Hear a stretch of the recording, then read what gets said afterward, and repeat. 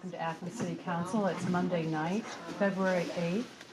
It's 7:02 p.m. and we have a series of 4 committee meetings tonight. The first one being the Service Safety Committees, and that is chaired by Councilmember Butler. Thank you, President Knight. This evening we have a presentation from Ms. Jelena Harsh. How do I pronounce the last name? Hansberger. Thank you, Hansberger. And she will be sharing with us a presentation regarding a mural project that has support from the Municipal Arts Commission. She met first with the Municipal Arts Commission with this proposal and received support, and then followed up with a presentation to the West Side Neighborhood Association, and then received their input and feedback, and then retooled the design in consideration of what she had received in feedback, and is now presenting to us this evening some of these ideas. She's also accompanied by the Municipal Arts Commission chairperson, Ms. Patterson. So if either one of you would like to come up to the podium this evening, and thank you. Thank you.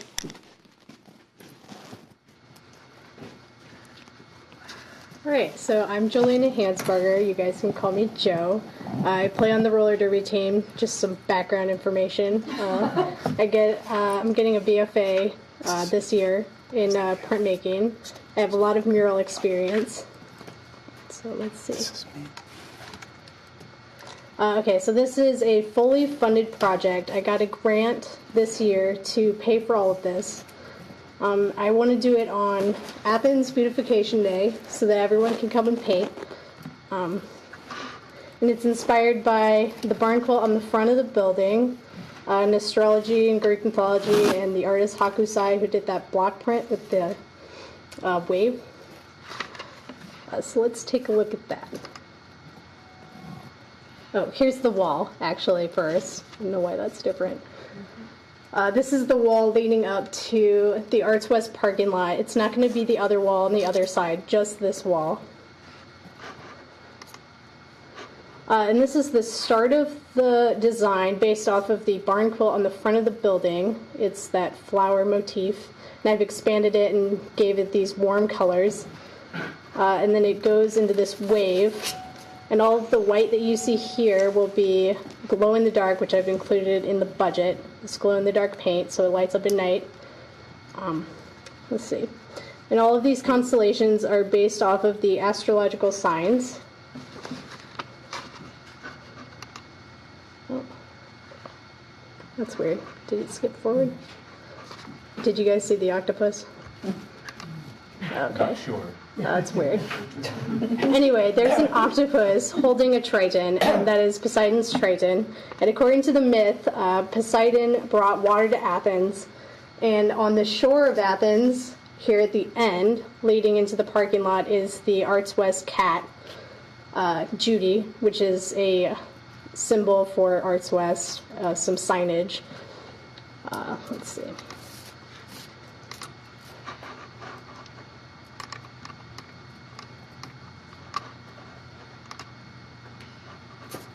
Oh, here's that. Sorry.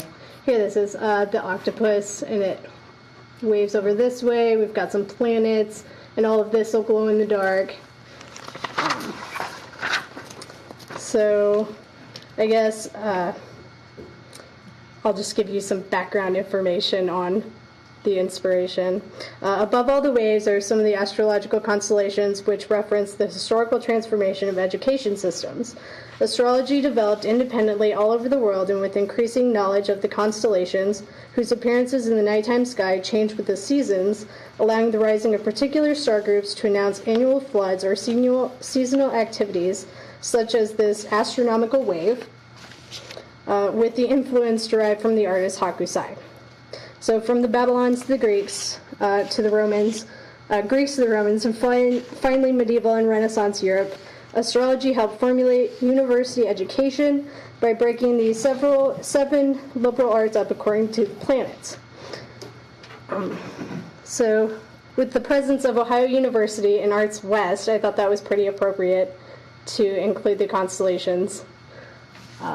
And also, this symbol here is a personification of Virgo, because I could not include her in the sky, and that is my sign, so I'd like to sign it when it comes time to paint it, if that does happen. So before Athens Beautification Day, I would like to paint up all of the outlines so that people can come in and paint in between all the colors. Paint by number. Basically a paint by numbers. And I guess there's already been some people want to do it. OUROTC wants to do it, and Alpha Omega Pi has shown interest. So I guess I'm just waiting on your guys' approval. Any questions for Joe? Personally, I think that it's brilliant, the colors and stuff, but that's me. Thank you. And the idea of an interactive art piece, I think, is really something that we, as Athens, would get behind. I think that's a great idea because that's a community ownership, and to do it on Beautification Day, I think is. My only concern is you will have ways of correcting anything that's wrong.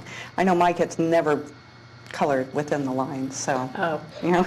Yes. You know, I mean, I have extra days after that day that I know it might need some cleanup because I know kids get a little crazy with the paintbrushes. Yeah.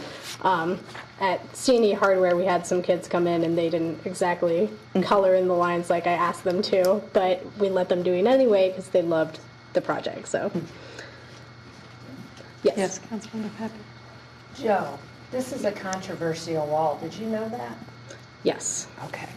So in your presentation, Member Butler, you mentioned that the community, the West Side, had been met with and all of that. So I guess I'm not aware of that or was not aware of that. So can you help me understand that? I see some members of the West Side here Sure. in the audience, so I kind of need to know that because I know when this was proposed, this is brilliant, I like it, but it was, when it was proposed before, there was a lot of concern. So can you help me understand how that process has changed here in the last year or so? Maybe Member Pat, or retired Member Patterson could help as well. Okay. Julina did go to the West Side. Part of the Arts Commission purpose or procedure is that when we have a project, we try to inform the members of that part of the community of its impending occurrence. And so that was the spirit in which we went. Previously, there was some particular specific pushback from a neighbor that lived across the street.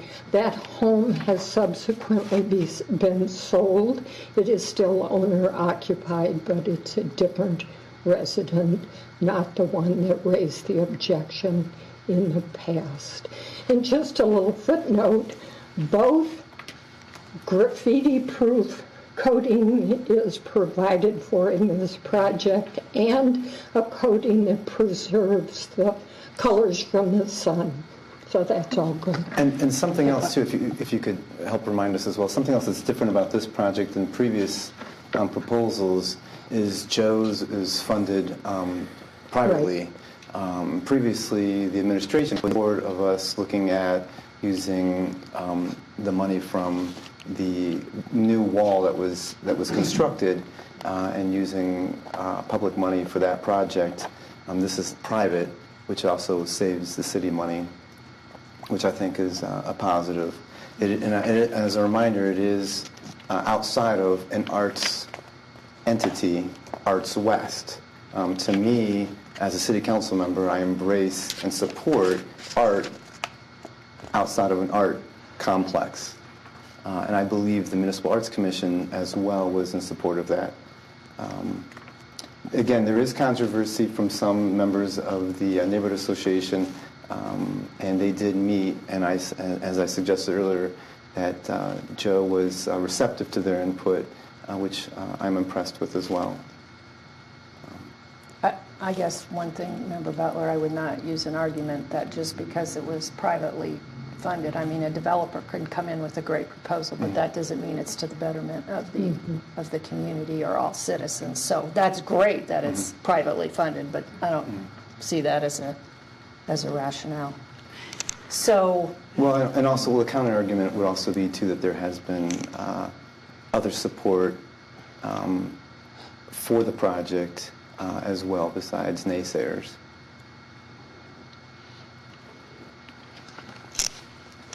We do have people in the community here too that I think would probably like to speak on the issue, but. Do we have any other council members who have comments or questions or? Okay. Or the mayor's office. Okay. Mayor Patterson. One question. Yeah. So this is the wall going essentially from the entrance of Arts West, where that wall starts, to parking. the driveway going up to the parking area, but not the wall that is facing basically Walker. Is that correct? Yes. Okay, so that wall's not going to be painted or anything? No. But I can paint that in the future if that's something that needs to be done. To complete the project. Right. And I'm willing to do that too. One thing I did get from the neighborhood association meeting, they suggested not using black lines, which I did take out because they felt that it was too strong. So I took some suggestions from that general meeting. So I would just like to say I supported it previously. I still support installing or having art installation at our arts facility. And to the point about payment and who's providing that, that is nice that it wouldn't come out of the city's limited resources. But that's not to say that any private citizen, as we have seen, are able to put up murals, and we've had a number of them come up recently.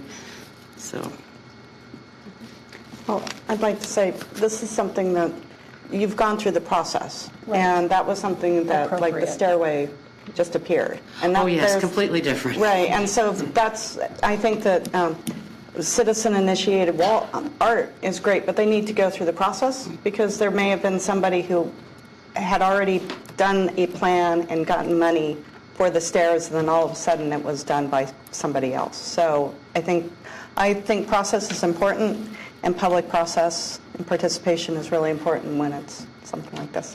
So. right. And it helps too to have a clear coat over that. I don't know if you guys have seen it lately, but it's all washed away from feet.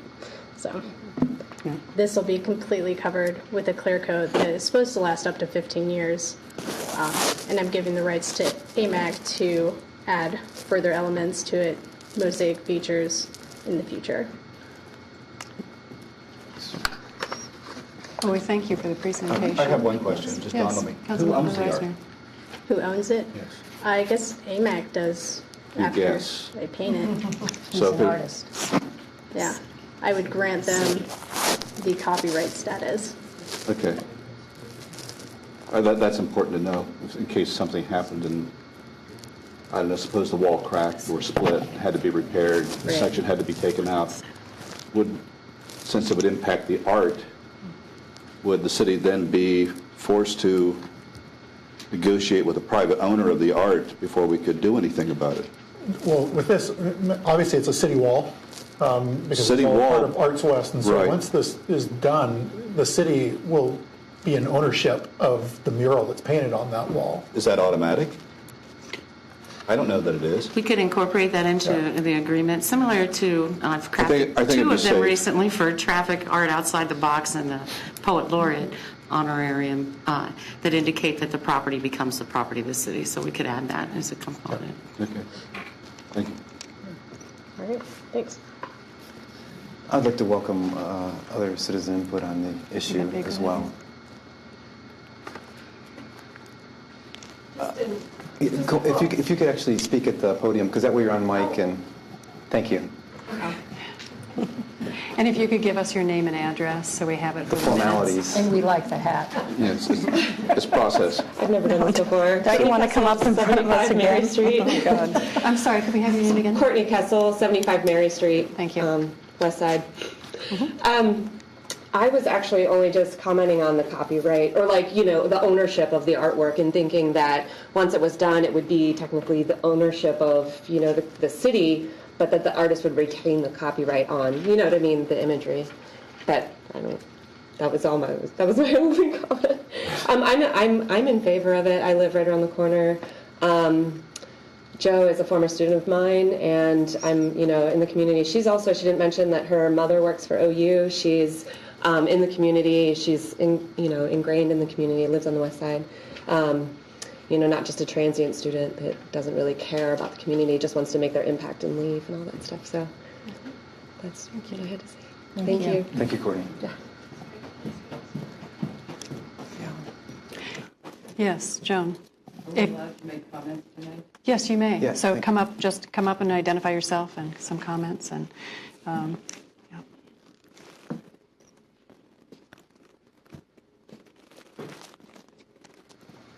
Joan Kernansky, 56 Mound Street. I actually didn't come prepared to speak tonight. I thought I wouldn't be able to speak until the first reading. Joe did present to the West Side Neighborhood Association at our last meeting, and it was pretty much a fait accompli when she came to speak with us. One of our concerns was that even though this is art that will be decorating Arts West, it is also art directly bordering R1 neighborhoods. And we thought perhaps that the art itself should be as much inspired by the neighborhood and as it is to the artist's perceptions. The Neighborhood Association was very opposed in the past. I think some of that's been discussed. The grant itself, we questioned Jo on a lot of things. The grant itself that she received from the university does not require her to paint it at that location. My first suggestion was, well, would it be possible to put that art on the wall on Stimson Avenue, which is decaying and rather trashy looking. I know it's public property, it's private property as opposed to public property, but permission was given once. And that would be a beautiful piece to put there for everyone to view. My second consideration for the piece of art was to place that art in the entrance to Arts West. Every time I walk in there, in the front door, up the steps, it's a beige color, it's nondescript, it doesn't invite you into the theater. And I said, perhaps, I told Charlisa, why not put a piece of art there? Jo's very experienced with doing interior as well as exterior art projects, so she could very well do that. And I think it would add more to the building than to put it on the exterior wall, which is going to be barely visible, as the only sidewalk is on the side of the street right next to the wall, and you would have to walk right next to it in order to see it. Across the street, there is no sidewalk. If there was a sidewalk across the street, you could stand there and have a visual of the piece of art. The other thing that is concerning is there are 3 people, 2 of them refuse to come out and speak in public, that live in that neighborhood. They are not wealthy people. They cannot afford to move. They own their homes. One has lived there a long time.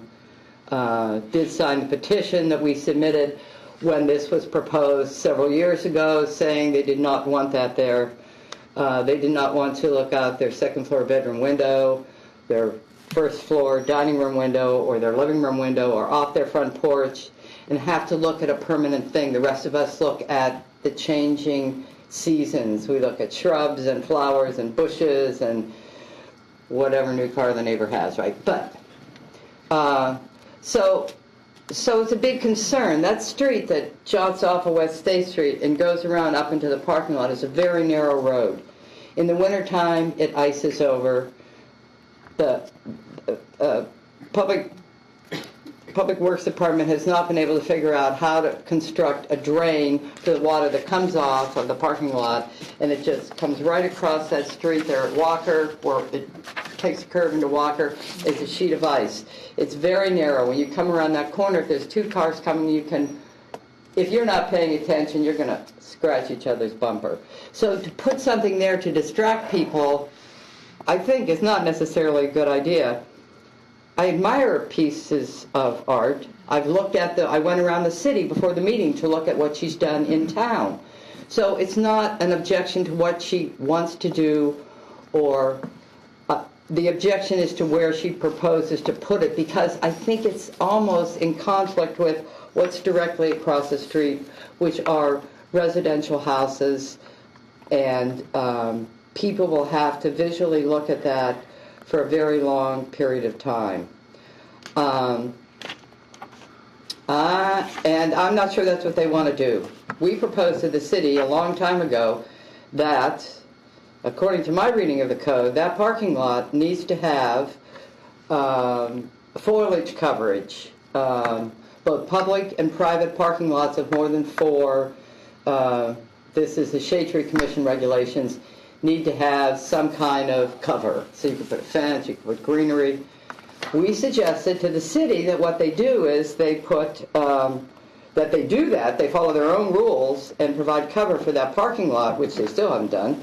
And we had several people that do gardening and belong to several of the local gardening organizations, volunteer ivies that we could grow down over that wall after a coat of graffiti-resistant primer was put on it. Because what happens is, after the bars close at night, after the after-hours party, a lot of people walk down there, they sit up on that wall, they stand on that wall, they leave their beer bottles up on that wall. I mean, it's a really peculiar area. I know it's an art place. It needs more art. I suggest the art go inside the front door as a welcoming approach to Arts West Theater on the second floor. I appreciate the comments in the background, Joni. Thank you. Quickly, Okay. if all of you would go home tonight and close your eyes and then go to your front bedroom window and look out and think about seeing that on a day-to-day basis, and if that's really what is appropriate to be placed next to an R1 neighborhood. Thank you. Thank you. Okay. So I will ask a question and I appreciate the comments and the background information. So we've had a proposal that came forward before. The Arts West is a municipal building dedicated to the arts. We have a municipal arts commission that is dedicated towards promoting the arts. What I'm a little unsure of is a little bit of the background and the history of how the proposal came forward for this particular piece to be placed at this. Was this that the Municipal Arts Commission was working towards deciding that they needed the art there, kind of picking up on the conjunction of the earlier comments of Ms. Kronansky that, it needed to be finished off in some way, and that there are a number of concerns about whether it's art, whether it's plantings, whether it's a combination of the two of them, and the safety factor. So I'm a little unsure on the history of how the proposal came forward, although I know, Carol, you and I have had several email exchanges. Was this... Yeah, I think you can. Okay. Thanks, Joe. And maybe for filler, as Joe's coming up here, initially when the retaining wall was built as part of the Safe Routes to School grant, I believe that the administration was proactive and forward-thinking and was acknowledging that this could be a Percent for Art location and that the retaining wall would be ideal for a mural. We know data indicates that when murals are on walls, they are less prone to receipt of graffiti, and so this was an attempt, I believe, also by the mayor's office to be proactive, acknowledging that this was an opportunity for Percent for Arts location and that this would be an ideal. So then, when there was resistance from the neighborhood association, the mayor's office was receptive to that, listened. The idea was put on hold, and then Joe approached the Municipal Arts Commission with this idea. Yeah, I've been inspired ever since I was working at the bread company. We did that mural, me and a class did. And I just wanted to do a mural project for my thesis show and continue to do murals for the rest of my life, basically. So I've been painting all over Athens with, let's see, Bagel Street Deli. I've painted 3 at the Wayne National Forest. I participated at the wall on Lucky's. I just want to keep painting. And I live on the west side, so I wanted to help beautify that side of town where I live and where I walk every day. Okay, thank you. Do we have other comments or any other information that will be helpful? And Councilmember Butler, can you help us with the process then? The Municipal Arts Commission makes a recommendation to City Council, and that is what the Municipal Arts Commission has done. Is that correct? Thank you, Carol. Because it's a privately funded project, it should just be a one-reading resolution to do it because no funding is involved. Recommendation has been made by the Arts Commission, and as far as that goes, Jolene is coming back to the Arts Commission on Wednesday to just talk about this committee meeting and where she goes from here. If this project is going to be realized as proposed, which is our recommendation, it needs to be approved next week so that she can meet her goals to have it on Athens Beautification Day and to have the prep work done in March. Any other questions? Councilmember. I would like to just add a comment that I guess I'm shocked and confused that there is a sort of a NIMBY reaction to public art, I guess, in a residential neighborhood. You know, I'd be happy to have something like this in my neighborhood. It's far more interesting than the white ranch house across the street, but don't tell my neighbor that. And, you know, so... She says to TV Land. If it were an injection well, yeah, or something like that. But and I value the input of all the residents, of course. But, you know, I certainly can't see anything to take exception with regarding a public mural on public property. You know, I think it makes the neighborhood better and more attractive. I think folks would like to buy a house where there's vibrant community art going on, and I applaud the opportunity to bring it into Athens Beautification Day because it's so much more of a meaningful project than just picking up trash. So it's nice to see a diversity of projects available on that day. Thank you. Thank you, Councilmember. Any other comments? Any other public comments? Okay, thank you. Oh, yes, I'm sorry, Mr. Swearingen. It's okay. Todd Swearingen. No, I'm not an Athens resident, city of Athens resident, although Athens is home, and hopefully none too soon, this is where they'll bury me. And it's easier to be negative than it is to be positive. That's the nature of the human species, to find fault and find negatives before you even look for the positives. You have astrology. You have a conservative, right-wing percentage of the population. Yeah, people just like quiet city streets. They liked it for a long time, and they want to grow old and die with quiet city streets. And yeah, you have young kids who would enjoy the dickens out of octopi on walls. So who wins and who loses? It can be divided in such terms.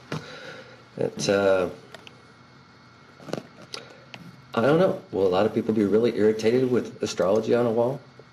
I don't know who they would be, but I bet somebody would be. I mean, that's human nature. So,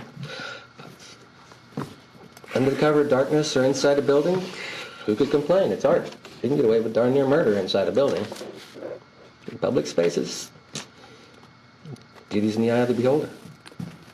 Art's in the eye of the beholder. I like nature as an art form, but, you know, who the heck am I?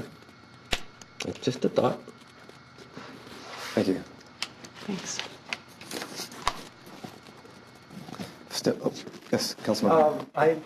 I would just like to add that I love the design. I think it's absolutely beautiful. I'm not too sold on the location, and I really wish we could have a portable wall that something like this could be put on and just displayed really for not only the people of the west side, but the entire city of Athens. And I don't see any reason why we couldn't do it, but it's just something I'm tossing out for you. It would look great at the corner of Union and Court Street, a portable wall.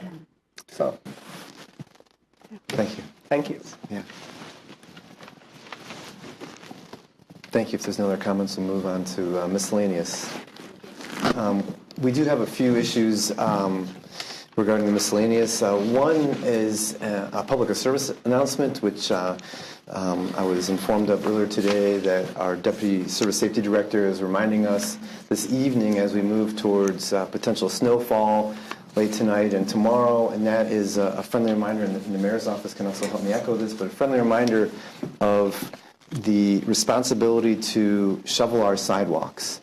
The public service announcement is going out acknowledging the need to do so, as well as all the details suggesting what that responsibility entails.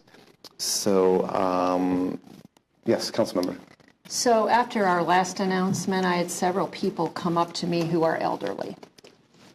And they cannot, one that I work with who just had a heart condition, and she said, Michelle, I can't get out there, and we didn't have a lot of time to talk, so, we didn't go in. I suspect she's already checked to see if there are neighbors or other people who could help her out, but she cannot, she's not physically able. What can we tell those people? Is there somebody at the city building they can call? Is there something they can do? Because we don't have any other system set up. We've been discussing private contractors or whatever. But she had a very, and if we're going to be out tomorrow, code or anybody looking to see if people have done what they're supposed to do, she was genuinely saying, what is it that I can do? Because I can't do it myself. And thank you, Councilmember Pappy. Councilmember Reisner and I were having the same discussion, I believe, 2 weeks ago. And I was also approached by someone else in the community. I received an email from a retiree on the west side who asked the same question. And then I posed that question earlier today to Ron Lucas, our Deputy Safety Director. So I will... We have a comment from Mayor Patterson. Yeah, a couple things. One, we could likely start looking at a waiver system of some type for someone. We talked about this with, when I was on the Commission on Disabilities, we spoke about this a lot for not just snow removal, but for other things where we can make some allowances, obviously. I mean, as you remember, Pappy, it's, if it's someone who's got a heart condition, if it's someone who's got whatever, there's things we can do. The second one is more of a public plea of sorts. I'll speak to myself. I shovel 3 of my neighbors' walkways myself because they are older adults or people in need. And so that's the thing, that's my plea to the public is, get to know your neighbors and find out who might need some help. And I would encourage you who could use some assistance will help out. I mean, that's just being straightforward, friendly neighbors to sit there and help each other. But, a waiver system, we can, I don't think that there is one in place right now, but I'm sure that we can work through that. Well, a waiver system isn't necessarily, we need the sidewalks cleared. So having, one sidewalk because, you may need somebody, we need to figure out how to get the job done is what the main thing is, I think, what the citizens are asking. I appreciate that. I think that was an excellent comment. And, many older people are pretty proud. Sometimes they don't always want to ask their neighbors. So I think it is a reach out from those other neighbors to say, hey, we'll just go ahead and do it for you kind of thing. It's the right thing to do. Yeah. Just do it. And just process-wise, are you saying that even though you don't have a waiver system in place right now, are you urging people to contact you if they have extenuating circumstances where they can't?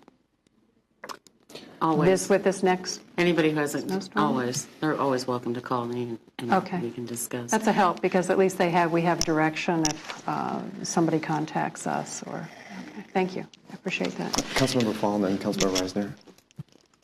Kent's always so nice and polite, and he talks about gently reminding people, and I'm not going to be so nice and polite. I had so many people complain about the East State Street sidewalks. And it was for a week afterwards because there were mounds of snow where you couldn't cross the street. It was on the ramps, the ADA ramps, and people had to go out into East State Street to cross the streets.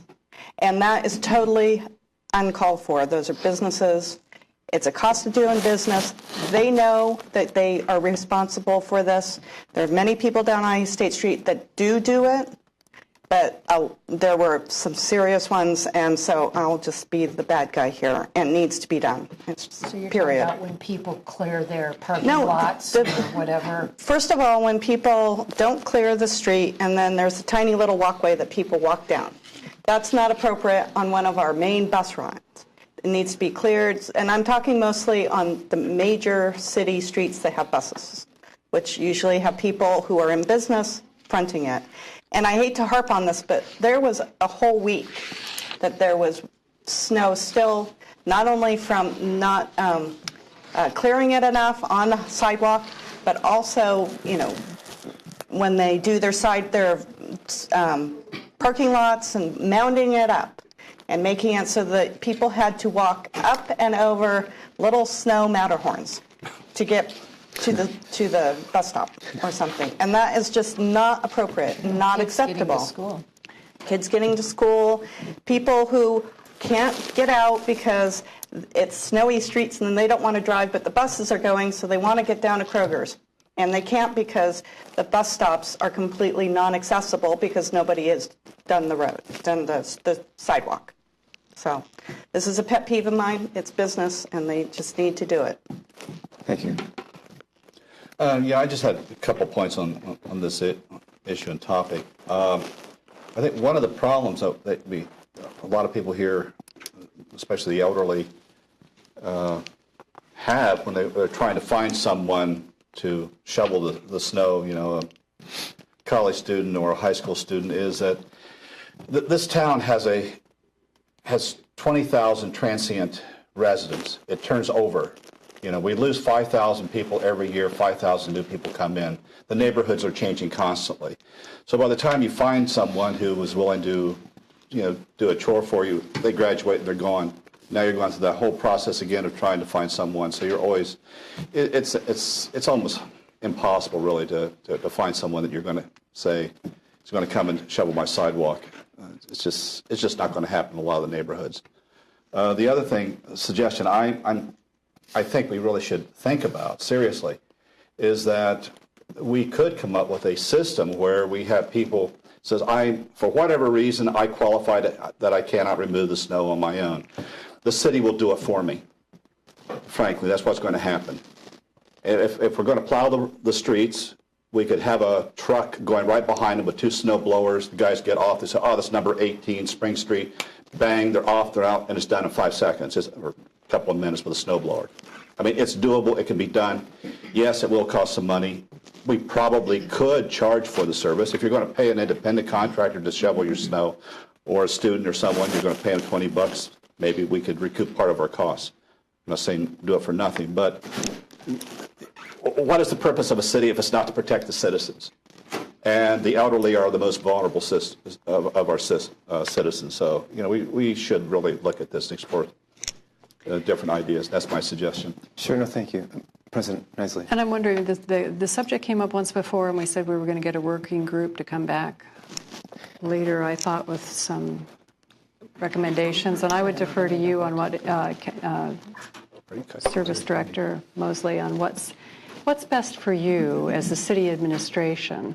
I mean, we get the calls from the citizens, but you have the work crews, you know the limitations. And I do know that some of the time on East State Street, because I was out asking business owners and places too, what had happened was, I think you shared this with me, Director Mosley, that our city the business owners plowed the driveways, and then our city street plows came through and blocked some of them off again. That's not the occasion. That's not the occurrence for everyone, but it was for several that I think businesses that contacted you. So, sense of direction is what I'm asking from city administration, please, on what's our next best step and how we can assist as council members. Kent has reached out. We have spoken with the law director. She has a tried and true methodology that worked last year in terms of citations. Okay. Does that still get the snow cleared? No. Not necessarily at that moment in time, but does it for the future? So she's willing to proceed in that manner. We can discuss, this waiver system and how that would work and, again, how we would tackle it. It sounds as if two people can just jump off and clear a sidewalk. When we have a total of 6 plow trucks when they're working, we have 5 blades and 1, dump truck. That's about all that we can maintain that we have out there. And I can tell you on that Saturday afternoon, our custodian spent almost an hour just attempting to clear the front of City Hall. So it was a thick snow. It was a wet snow. It was a heavy snow. Some people called it light. And I don't know, Mayor, if you were able to share, the other event that occurred was under a level 3. We had business owners who had people in, and they were told to go home because you're not supposed to be out on a level 3. So they didn't return till Monday. Okay. We can always try to do better. My guess from the administration, too, is that interim co-director, Deputy Safety Director Ron Lucas is trying to be proactive by sending the PSA out. He's acknowledging that this is for residents and business owners alike, stating the ordinance with the details about it has to be the width of the sidewalk, the removal has to be within 4 hours after daylight, following or during the fall of snow. So acknowledging that citations will be given if people are not in compliance. That's my guess. I do think, though, that probably would be beneficial for me and the mayor's office and maybe the other committee members to meet to begin to look at whether or not there are other options. I did do some research. The city of Chardon, Ohio, in the snow belt in northeast Ohio, provides, as a city, they provide snow removal on all sidewalks as a courtesy. Pretty intense. They start with the schools and major thoroughfares and then work their way out from there. Again, they receive the most snowfall in the state of Ohio, and it's something that they recognize. I believe Beechwood, Ohio also was pursuing something similar. So we do have some models out there where it is, and maybe we can contact those administrations to see what the cost is and how it occurs. I'm willing to explore anything, but keep this in mind. There's 194 one-way street miles in the city of Athens, and so now we're doubling that with, probably not doubling because I know some streets don't have sidewalks, but even if we have that again, we're talking about some significant snow removal on the shoulders of the city. And streets will always, for the city is paramount. I think I have to give huge accolades to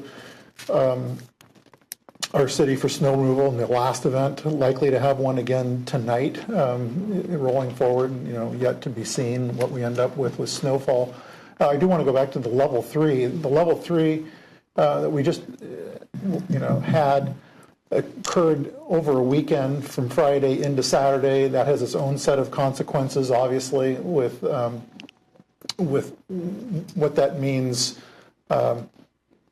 in terms of staying on top of getting the snow out of the way, which we did, but there was some touch points that were kind of collisions with snow being thrown up on the sidewalks and so on and so forth. But at the end of the day, regardless, it's still on the owners of the property to remove the snow. Like I said, I'm willing to explore and go through what things we can do for people that have special needs to get their snow removed.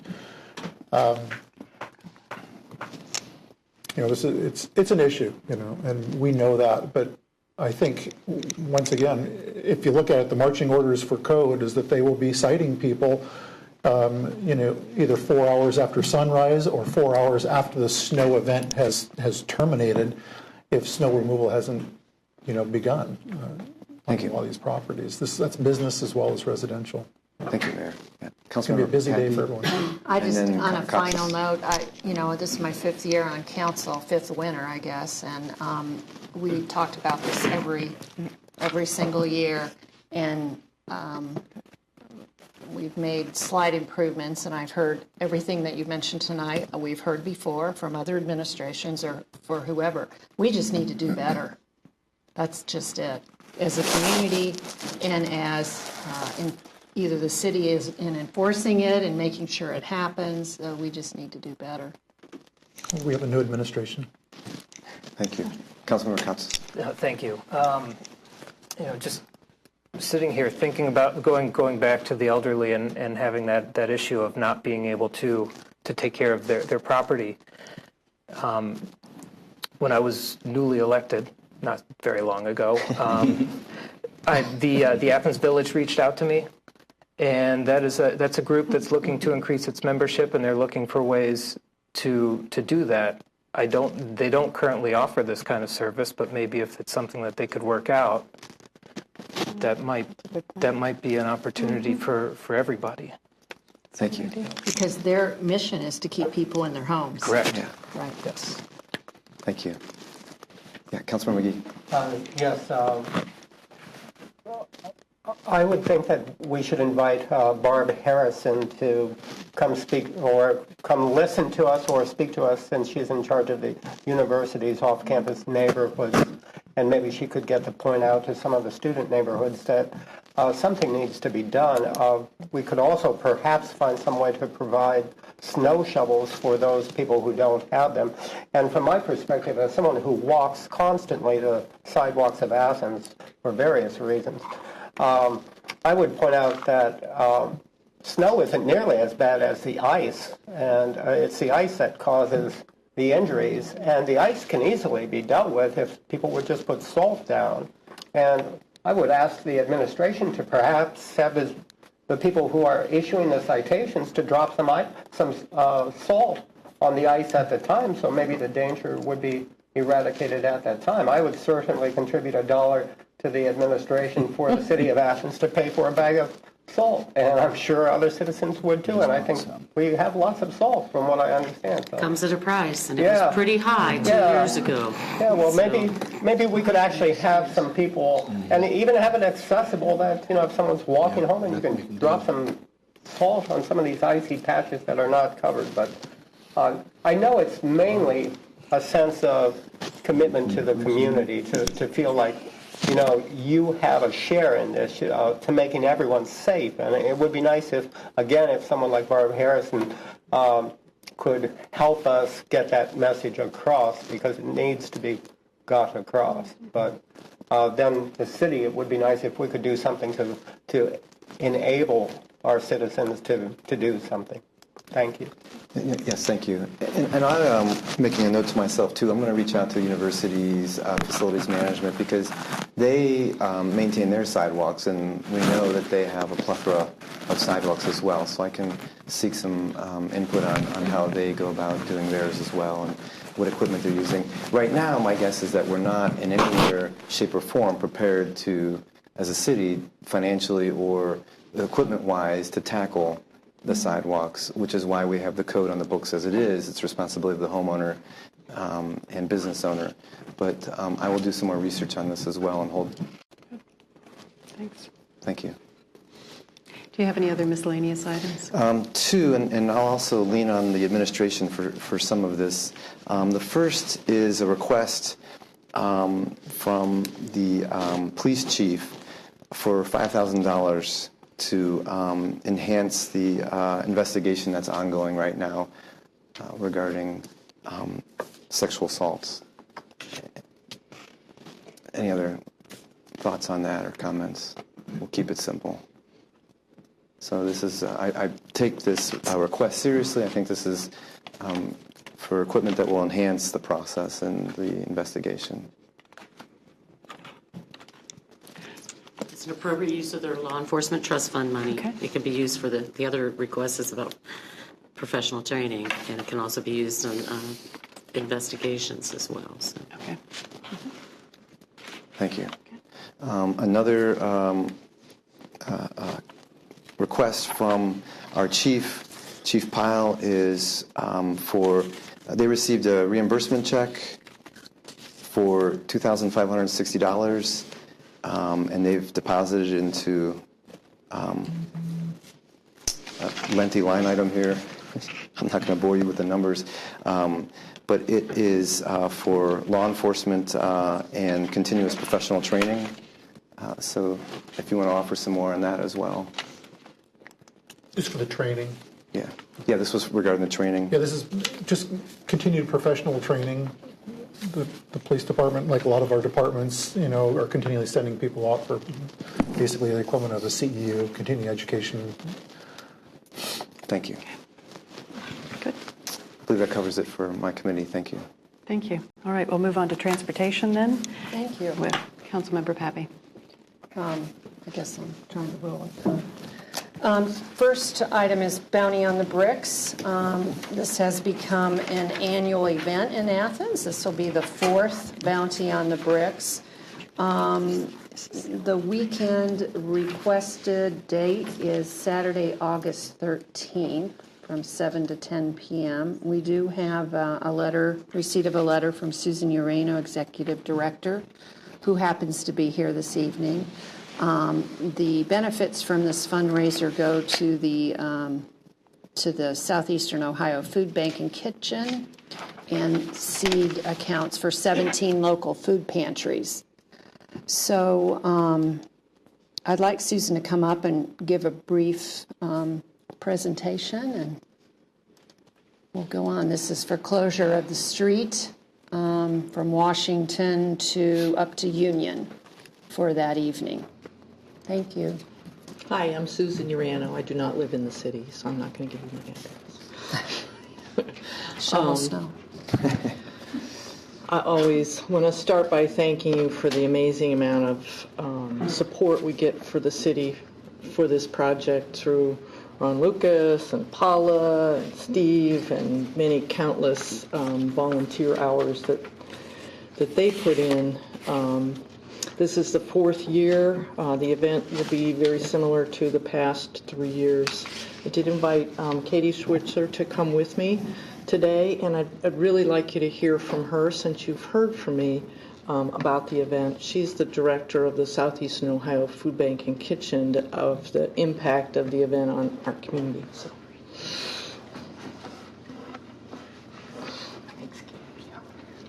Hi, my name is Katie Schmitzer, and as Susan mentioned, I'm the Food and Nutrition Division Director for Hocking Athens Perry Community Action.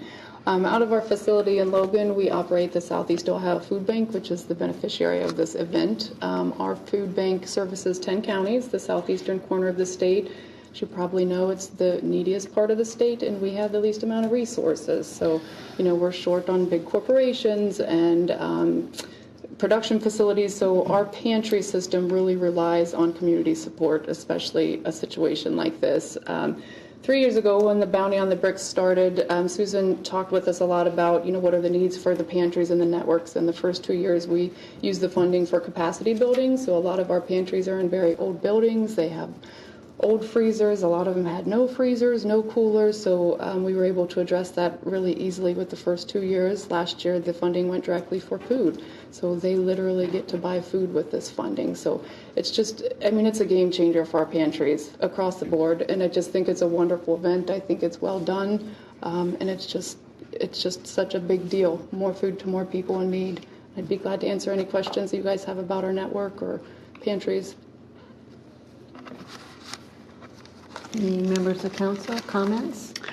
I will say that it's an amazing facility. It's huge and has loading dock areas and wrappers for huge pallets of food, and it seems to be a very organized operation. So we appreciate the efforts, and it's nice to see something happening in the community where the return is 100% back to the food pantry. So that's great. Thank you. One other comment. I know early on, Susan may remember this, we made some suggestions of even the people who run these pantries, work long hours and are very dedicated to the people they serve, and somehow if they could be included in the meal just as a thank you to them as well. I've always thought that was a great idea. I'm not the organizer. So technically then, for the ordinance, the street needs to be prepped starting at what time? We had a glitch last year. I think it's 10. And we always have our businesses in that section of the street who are concerned because, what goes on that day. And what are the dates again? I'm sorry. It is August 13th. Okay, thank you. So we'll need to start street closure at 10 a.m. And it would be reopened at, well, probably not till after midnight. Right. It's usually open before then, though. Ron brings in the football team and they get it cleared out in like an hour. So. Right, right. And that's one thing we didn't mention. It is a huge group of volunteers that help to put this on, from the serving to the, I assume you still have the same chef working? Mm-hmm. Yeah, we may expand the chefs this year. Okay. Okay. Councilmember? Yes. Thank you. I know this is a exciting event and the tickets go quick. Do you know when you might, the proposed date for when they would go on sale? Last year they went on sale June 1st, and we have actually a meeting tomorrow, so Okay. we'll kind of get some of the detail nailed down tomorrow, and we'll let you all know. Thank you. Any other questions or concerns, Mayor? Yeah, Susan, you just mentioned that you're going to increase the number of chefs. Maybe. Are the number of tickets going to go up this year as well? So it'll stay capped at 300? Stay capped at 400. 400. And last year you brought in 75,000. 75,000, and we sold out in about 8 hours. Yeah. Okay. Amazing. Member Costa? Yes.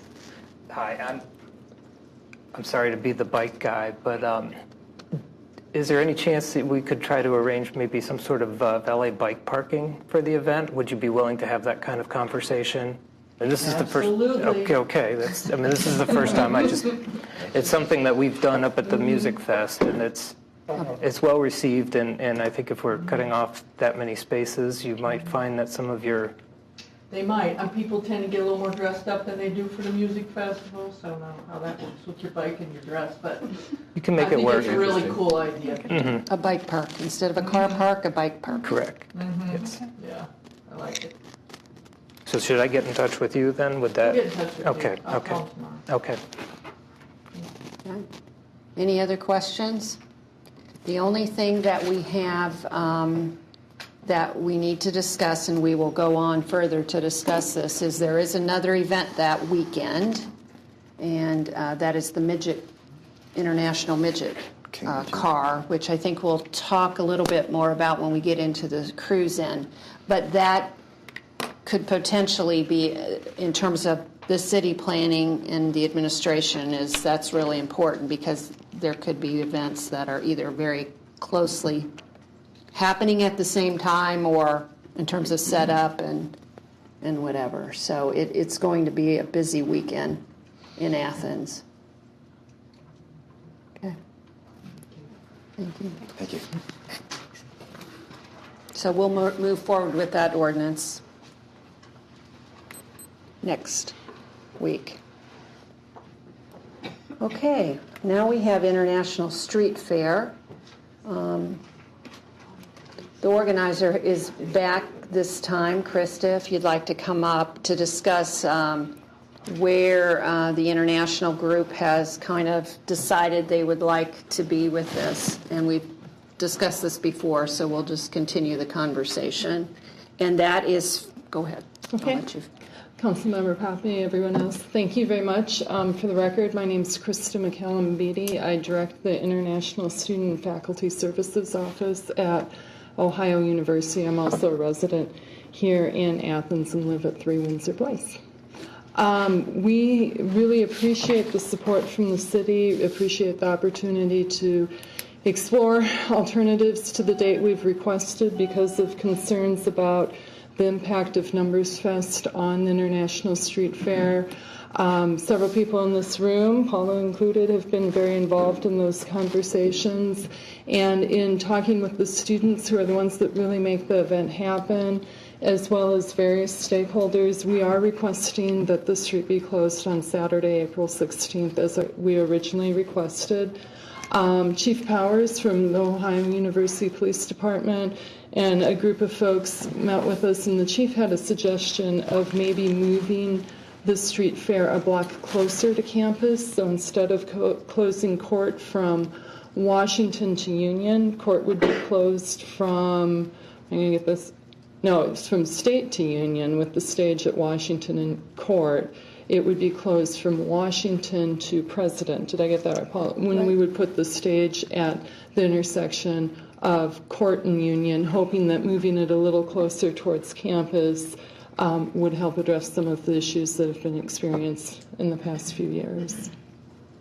I'm very happy to discuss this further. Questions? Again, I know Council and the administration are very supportive of this event. It's very much appreciated. When I go to professional conference and stuff, I love to brag about it and how much the city supports this. So it's a great event, and I appreciate your support. Thank you, Krista. Do we have any further questions for Krista? The other thing is we were looking at that space from College to Court and closing that off, but we had the issue with the food trucks and the vendors, which we would need to consider because, of course, International Street Fair, you want to encourage people to support the student organizations that are selling their food. So I don't know what we can do about that, but that is one issue that we may need to And I will discuss. say that at least visually looks like it is a big day as well for those vendors, and the students have raised that concern and very much don't want the change in the location to impact those businesses. Likely that stretch will be closed anyway, where it will be closed from College to Court Street along West or East Union Street. Vendors have paid their annual fees to vend there, and again, if the students don't feel like it would impact, nor do they want it to impact. I mean, They do think it might Well, impact. they think, we are concerned that if the vendors are in their regular spaces, that's right where the intersection where the stage would be, and so they might be viewed as being part of the street fair, where with the location we've used for years, they're just on the edge of it. We're just discussing some creative ideas, which could be essentially that closes Union, all the, from Congress. So we shift them at Halloween to different locations, so we can look at that. And I think there's also with the concern of the impact of Numbers Fest festers, that if those food trucks are also located maybe at a different place, that might encourage that clientele or those festers to be other places away from the event, which is what was why we were bringing this all up in the first place, because of the impact that has been having with that particular group. Because we have talked about, rather than having the street fair stretched out over 2 blocks on Court, maybe keeping it closer to that intersection of Court and Union and going a little bit down Union towards, like in front of Schoonover Center and everything. Very much would like to talk more with the city about that and how that would work and impact street closures and everything. Again, that keeps it closer to the actual campus area, because we've discussed with Chief Powers, his staff being more present there, because we've discussed our staff will be stretched to other areas of the community. So again, it kind of pushes it closer to the university property, where Chief Powers can have his officers working the event. we can work with the vendors too to see about relocating them. It could be simply move them in front of College Gate, down to that end of East Union. That's what, honestly, in talking with the students and some of the different organizers, we'd said, if they just move a block further down Union, they're still going to have about the same proximity to the street fair, and I think they do benefit from the draw. Any questions? Mr. Phillips, would you like to come up? Vendors will be at Numbers Fest anyway. Maybe. Some maybe. Yeah. Good point. Mm-hmm. I don't know if people in TV land heard that, but is it the vendors may actually be at the other event that weekend as well. Any other questions from council? So we would need the street, you need setup time from We usually close, the street's usually closed at 7 a.m., and we make sure we're out of there in time for the street to reopen by 7 p.m. Generally, it's open more closer to 6. Okay. So ordinance to read 7 a.m. to 7 p.m. Is that usually when we open it? We can check back. And Okay. the clerk will do that, I'm sure. 6 p.m. 7 to 6 p.m. 7 to 6 p.m. We can do that. Okay. And this will either need an emergency clause based on, as I'm looking into the calendar, or suspended at second reading. Right.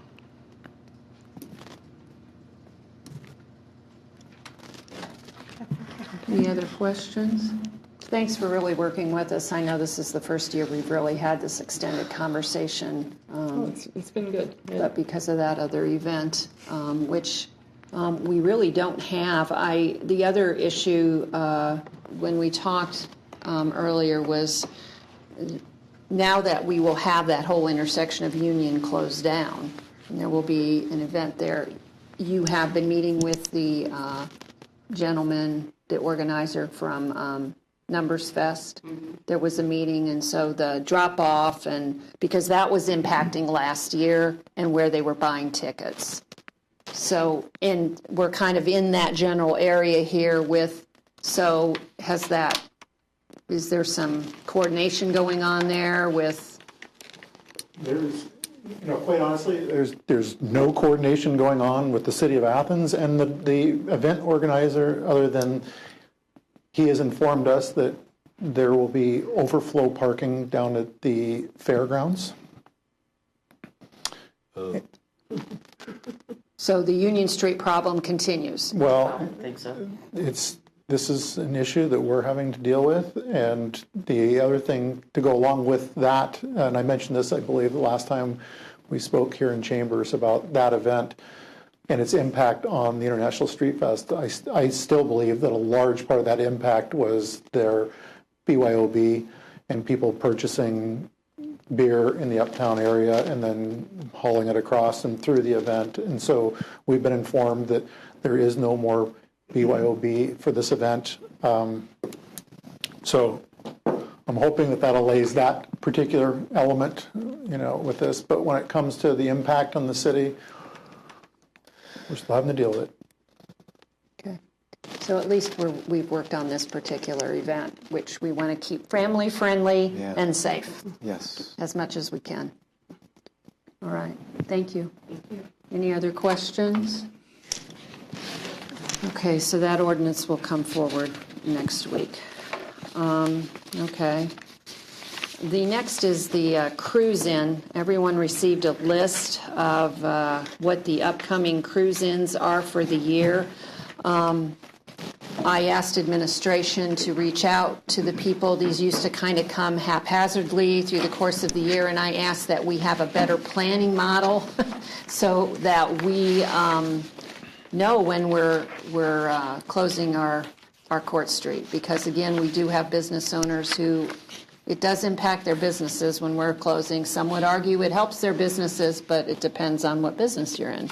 So we now have more of a straightforward look at what we're looking at. So let's go back to August, the weekend of August 12th. And maybe administration can help me. So for our two newer council members, in mid-2015, the International Midget group came and spoke to us briefly in King Midget. And this is also happening this particular weekend. And so now we have Bounty on the Bricks. We have a cruise-in on Friday. And I believe that the King Midgets are also a part of that cruise-in, because I still don't have, which I asked for, I wanted a kind of a list of their events so we knew what was going on all our streets. I do not have that. We did meet with the Plains Lions Club. As you can see on your colorful little calendar here, they had proposed a cruise-in on the Friday, August 5th. King Midget was proposing one of Friday, August 12th. So I said, can we put them together? How neat will that be uptown on that Friday, August 12th? That you can come up, we'll close 2 blocks for that cruise in, and you can see the cool old cars and then those cute little cars. They've actually went directly after that meeting over to Les Cornwell's business and asked whether they could use that parking lot for overflow as well in that area. So the 3 dates are June 3rd, which is a Friday, and that would be the uptown similar. It's just the 1 block. It's Washington to State. And the August 12th, a combined one, so it would take the 2 blocks from Union to State. And then the last one proposed from the city, it was to look at East Union, meaning the area from Union down to College. Might have to expand that All a those little 2 bit. blocks there. September 23rd. Yeah.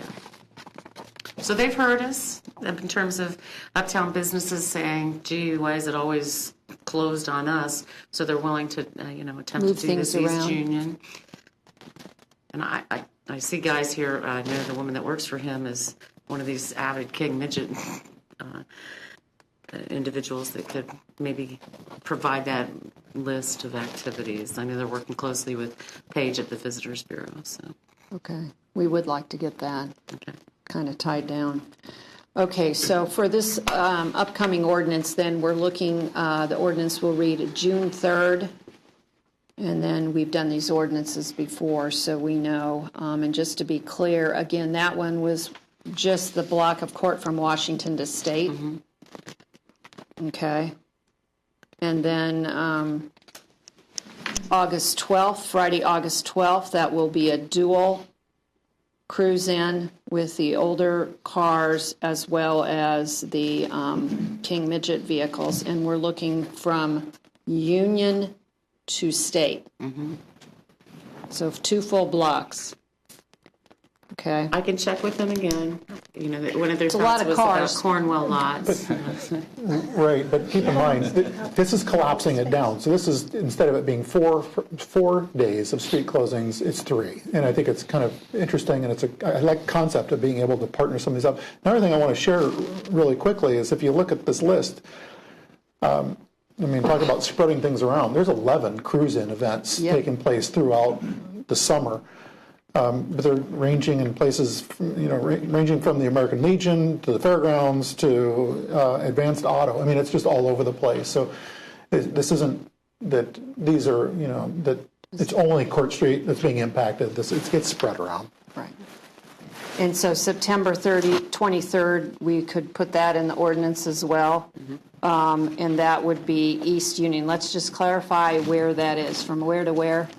Again, it would be College Bookstore down to Schoonover. We need to measure it to ensure that they have enough space to get their vehicles in there. Okay. All right.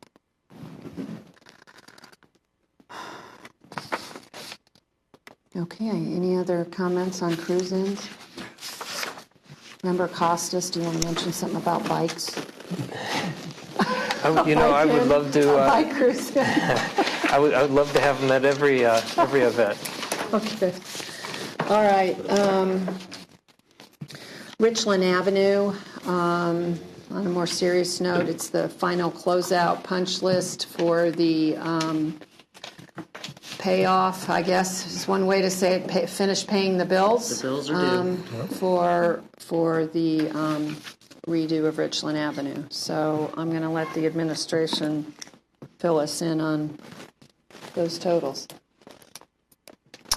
Well, basically, again, this is water, sewer, streets, storm, depending on, the construction itself, under $150,000. This is something that will need to be suspended on the second reading, though, as we move forward to finally wrap this project up. So we're looking at $150,000 to finalize? We believe it'll be Under.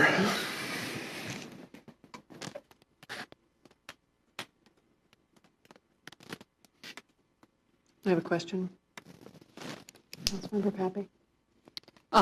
I was just going to say that I think suspension on the second reading, just in case there's any issues, rather than just suspending or So I think that's how we'll plan on both International Street Fair and this particular one, in case something else happens or comes up where the language would need to be changed. Okay. Yes, Member Rose. The problems that Frontier Telephone was having along Richland after everything was constructed, they had to tear up some street and lay down some cable and stuff. Does that have an impact on anything with the city? In terms of cost? Costs, yeah. I believe Frontier was working with, is that an appropriate term? Communicating with Shelley and Sands, the construction company, regarding the impact there. The reason I don't have a finalized figure is because when you get to the end of a construction project, you have to reach an agreement. And so there's been some back and forth about what charges can be assigned back to this project versus not. But we believe we'll have it this week so that we can bring it forward on Monday. Okay. And one additional question about the wetland area next to the car wash. I wasn't sure if that's final or not. It appears to be the remedy. Yeah, that was over excavated by 18 inches that has been put back in again, the 18 inches to build it back up to where it should have been. And so that will be its final appearance. I'm just asking because I'm not familiar with it. Is the design of it that it is wet? I mean, there's standing water in it. Then it's retaining as it should. There was some thought about offering that to AMAC as a possible public art feature location as well. Okay. You know, it has runoff, obviously, that goes into that particular retaining pond. It helps with flow, so it's a catch basin, basically, then that feeds into storm and moves on. At times, it will look like a pond. Most of the time, hopefully not, unlike, again, it being... But all the water that goes in there does not go onto Richland Avenue. That's the point of it. Correct. So it's actually a device to prevent flooding, or at least mediate it. So much like the retention ponds then that we have on the apartment complexes on the hills. Absolutely. And so it that's actually good was designed to be a dry retention pond, except when it needs to be holding the water, which it's pretty slushy out there. That's okay. Just so we know design-wise and when we get questions on it. So thank you.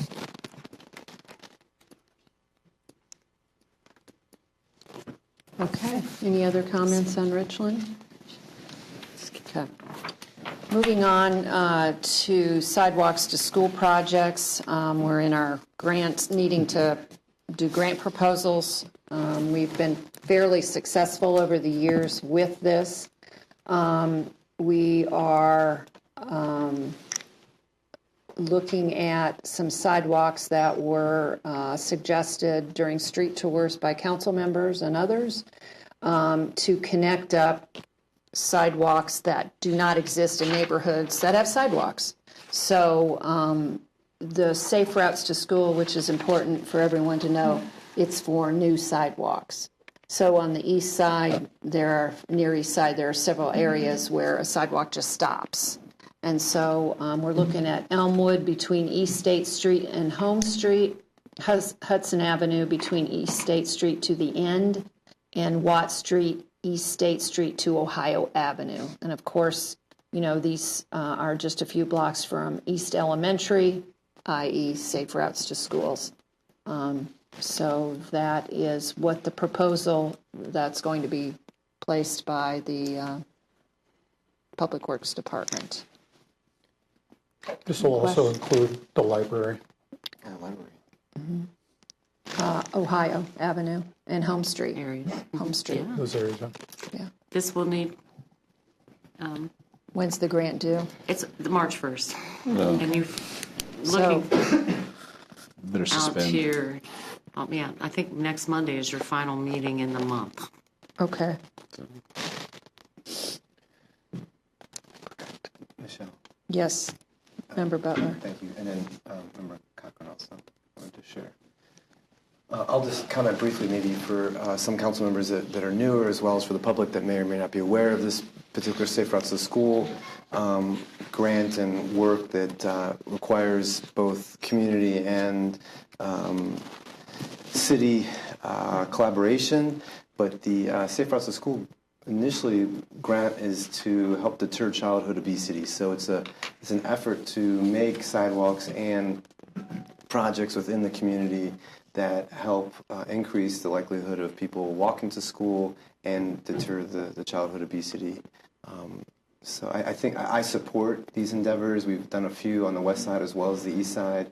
And the north side. And then, correct, thank you. The stairs, concrete stairs have been built, as well as raised crosswalks and new sidewalks that have been constructed. So I support this and continue to do so. So I wanted to share that with my colleagues. Member Cochran. Thank you.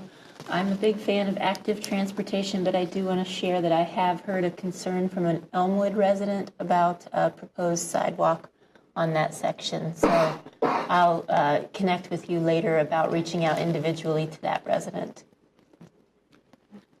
Member Fall. I think that Andy, Mr. Stone has last time there was some concern with other residents, and they figured out a better process to speak with the neighbors from the last Safe Routes when there was on Shannon that concern with people. So I think that they realized that more upfront discussion with neighbors. So I know that that was a concern, and they did learn.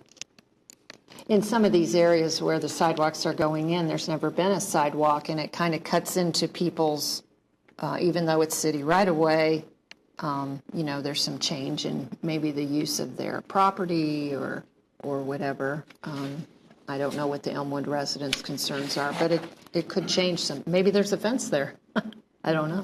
Well, so they build around trees too. Somebody had a concern about some plants, and it was a nice area. It's always been a kind of a picture-perfect place on Shannon, and they jogged around it. So I mean, they're really good about, and that makes Athens funky.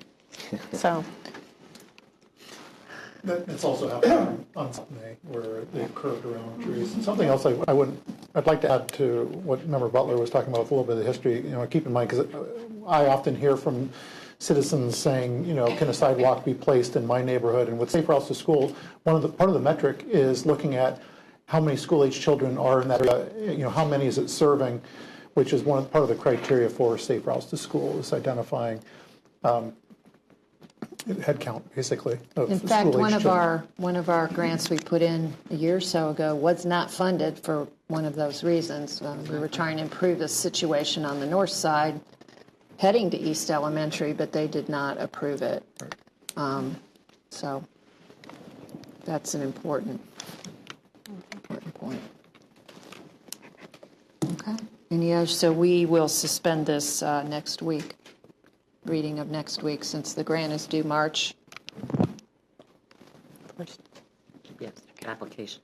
Okay, I think any other miscellaneous administration? All right, thank you. Thank you very much. We'll move on to Planning and Development. Councilmember Fall, please. Thank you. First on my agenda is bed and breakfast. I brought this from last council meeting because I think there was so much confusion about exactly what is being discussed for this particular ordinance. It's only dealing with the Planning Commission's recommendations with dealing with regular bed and breakfasts, kind of the traditional bed and breakfasts. This is not dealing with Airbnbs or peer-to-peer or however you ever want to talk about it with the issue home-to-home, whatever, with the issues that were brought up. And that is a longer-term issue because it does impact a whole lot more in the R1s and R2s.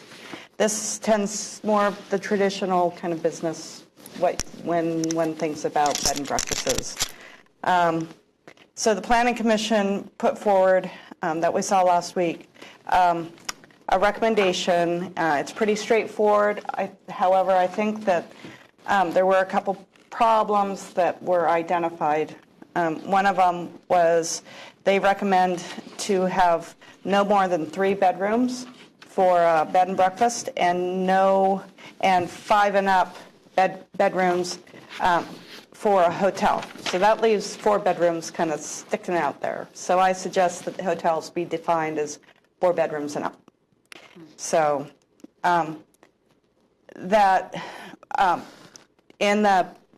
it goes through. It's pretty straightforward. In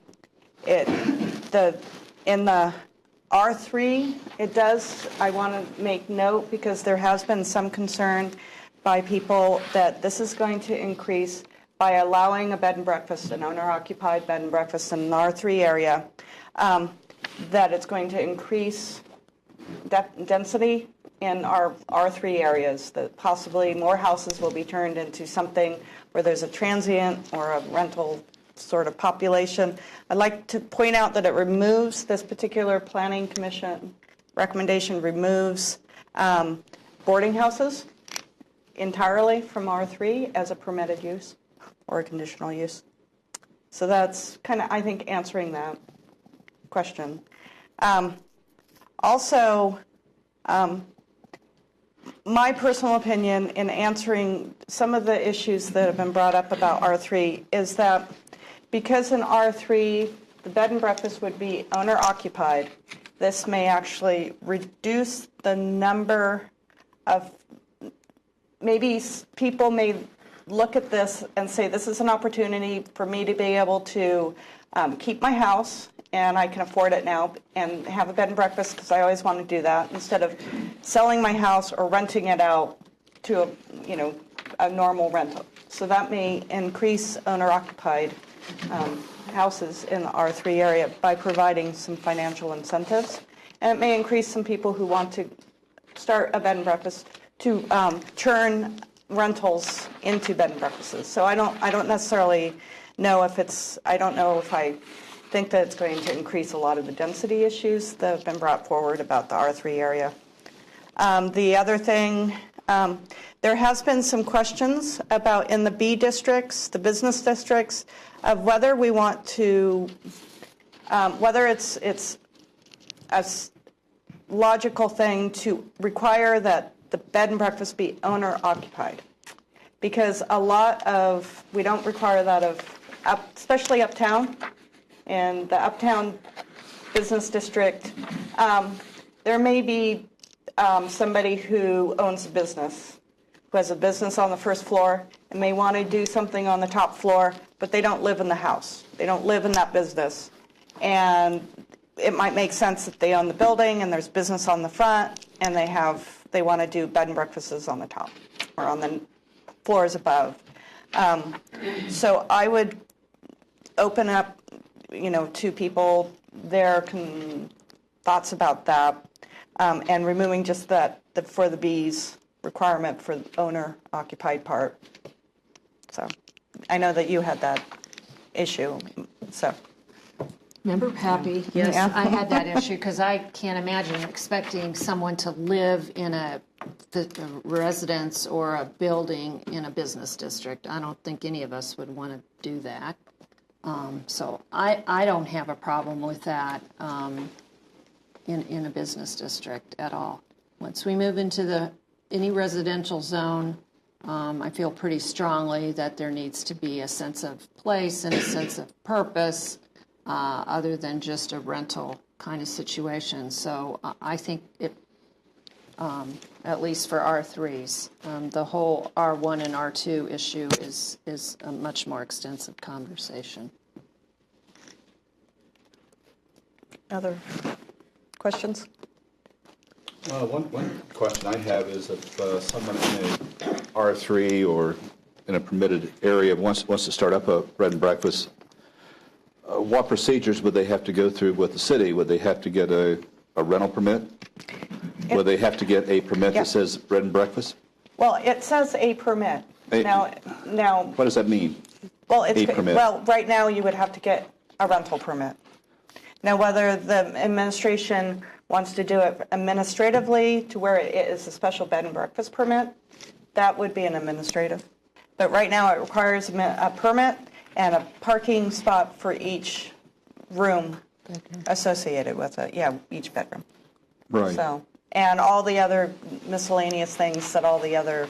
Well, the problem I see, though, is if I already have a rental permit, I'm renting to several college students through the year, and I decide, well, I want to get into the bread and breakfast game. I've already got a rental permit.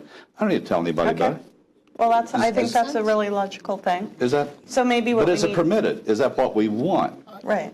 I think we'd have to come up with a separate permit that's specific to a business bed and breakfast. And I also think that part of this, I think there should also be a checklist, a punch list, basically, of things, because for you to have a traditional bed and breakfast, as I understand it, you're serving breakfast there, so now you're also needing to comply with health code, and go through the health department to be certified as a kitchen that can serve breakfast to whomever. But that's not necessarily a city issue. It would fall under the city. But I Usually think when you go to a bed and breakfast, there's some kind of permit that's there, like when you go to a hotel, but even in a bed and breakfast, there's some kind of licensing thing there on a door or in the entryway or something like that.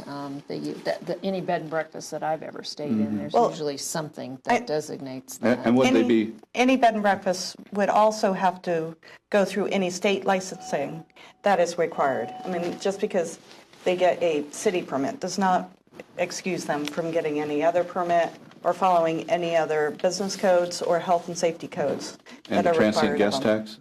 Yes, they would be. That's the whole reason this thing came up, is they would be paying I just transient. want it out there. Oh, yeah, it's also in. Yeah, in there seems to be a misperception going out there that if I have an extra bedroom, I should be able to, just because I have an extra bedroom, to start up my own business. Oh, and by the way, I pay taxes. Nobody knows this is going on.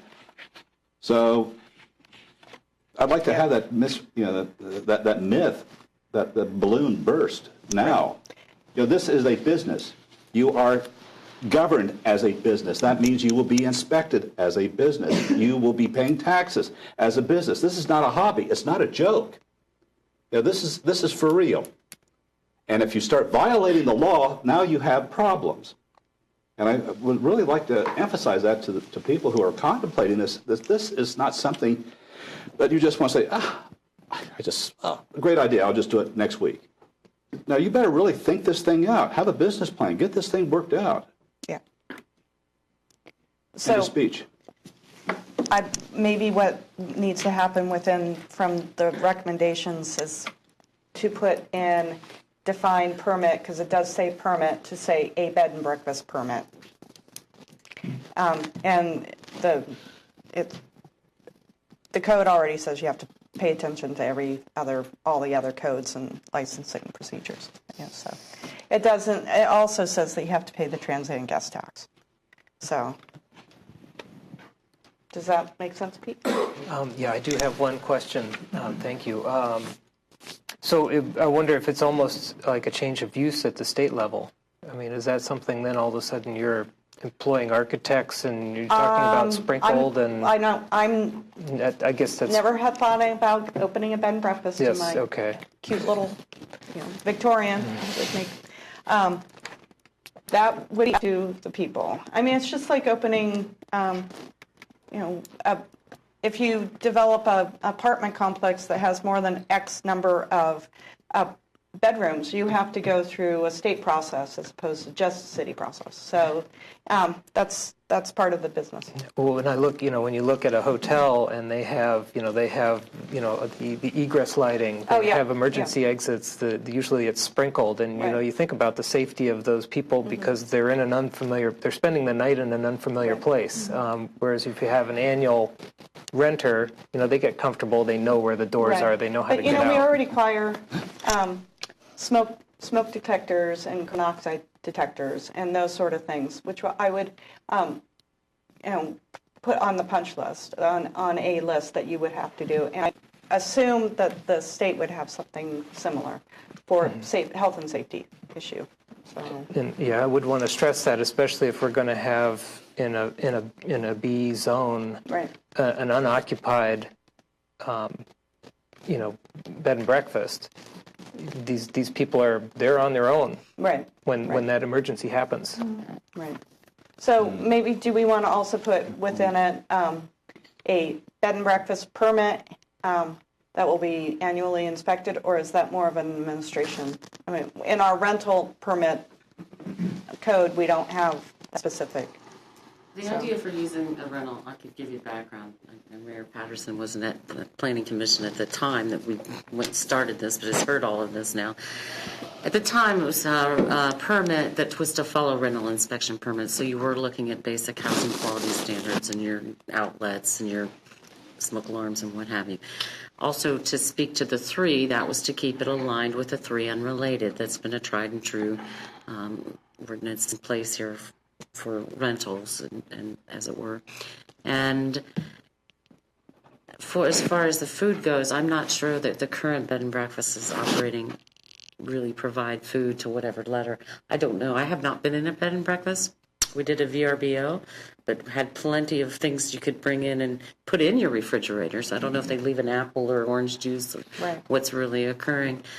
And again, we recognized at the time that there were no owner-occupied existing bed and breakfasts. So by having that in, it became, is it even allowable to go seek a variance for the 2 or 3 that are operating? So I understand that. Right. So I don't know that I answered your question as to what the I permit would be. I think one of them that did get a variance is a perfect example of why an that is a business. They have the business in the bottom, and they have some, so it's not like they're not there. I mean, so I think that would be what I foresee happening mostly. I don't see people going and getting empty buildings and just sticking people in. Most of the bed and breakfasts that operate now, I think that in a town like ours, they're going to be mostly, since you're dealing with more events and everything, their breakfasts are not going to be kind of the country breakfasts where you go and you spend the romantic weekend sort of, full spread. I've seen them where they have more continental sort of thing, better than most of the continental restaurants that you get in the hotels on the freeway. A little more elaborate than that, but I think. And I recall now it was to the frequency of inspections. I think if you put in a inspection routine, we're closer to like 15 months versus a committed. Yes, we'll hit it annually. Right. So. Just to throw this out here, and of course I always think about the stuff I'm familiar with, but looking further down Stimson Avenue from where we're located, all those houses are B3. Mm-hmm. Going all the way out to so I mean, you have a lot of business owners that already own those single units. Who's to say that they don't do the math, and all of a sudden we've got a bunch of them down there. Yeah. So I don't know if is it a connected? You keep throwing out the idea of a connected business where there's a business on the bottom, there's rooms on the top. Are you saying that you want to try to? It would just be in the B zones, or okay. So even those houses down that pipe, not owner occupied, would be fair game. Up for grabs. Yeah. They would qualify. Okay. Would they qualify? Yeah. Okay. I think that, and I think this is a new realm that we're also moving. But we can use an example of maybe somebody owns a house, and they own the 3 houses next to them, and they are tired of dealing with renters, and they want to try a B&B. So they have the house next to them as a B&B.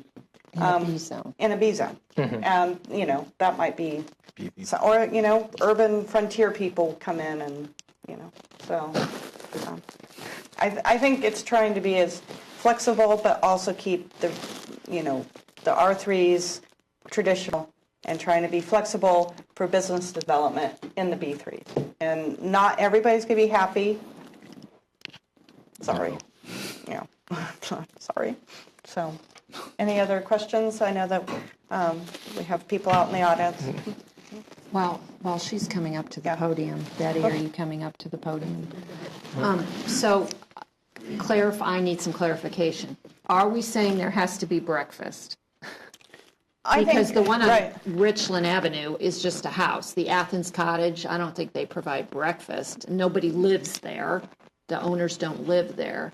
So They live across the creek. when we say bed and breakfast are, and that could potentially be many of those houses on Stimson Avenue. Nobody lives there. They're owned by a development company, and they're renters I guess, now. yeah. So I think we need to clarify that. I don't know if there's another more interesting name we could call this.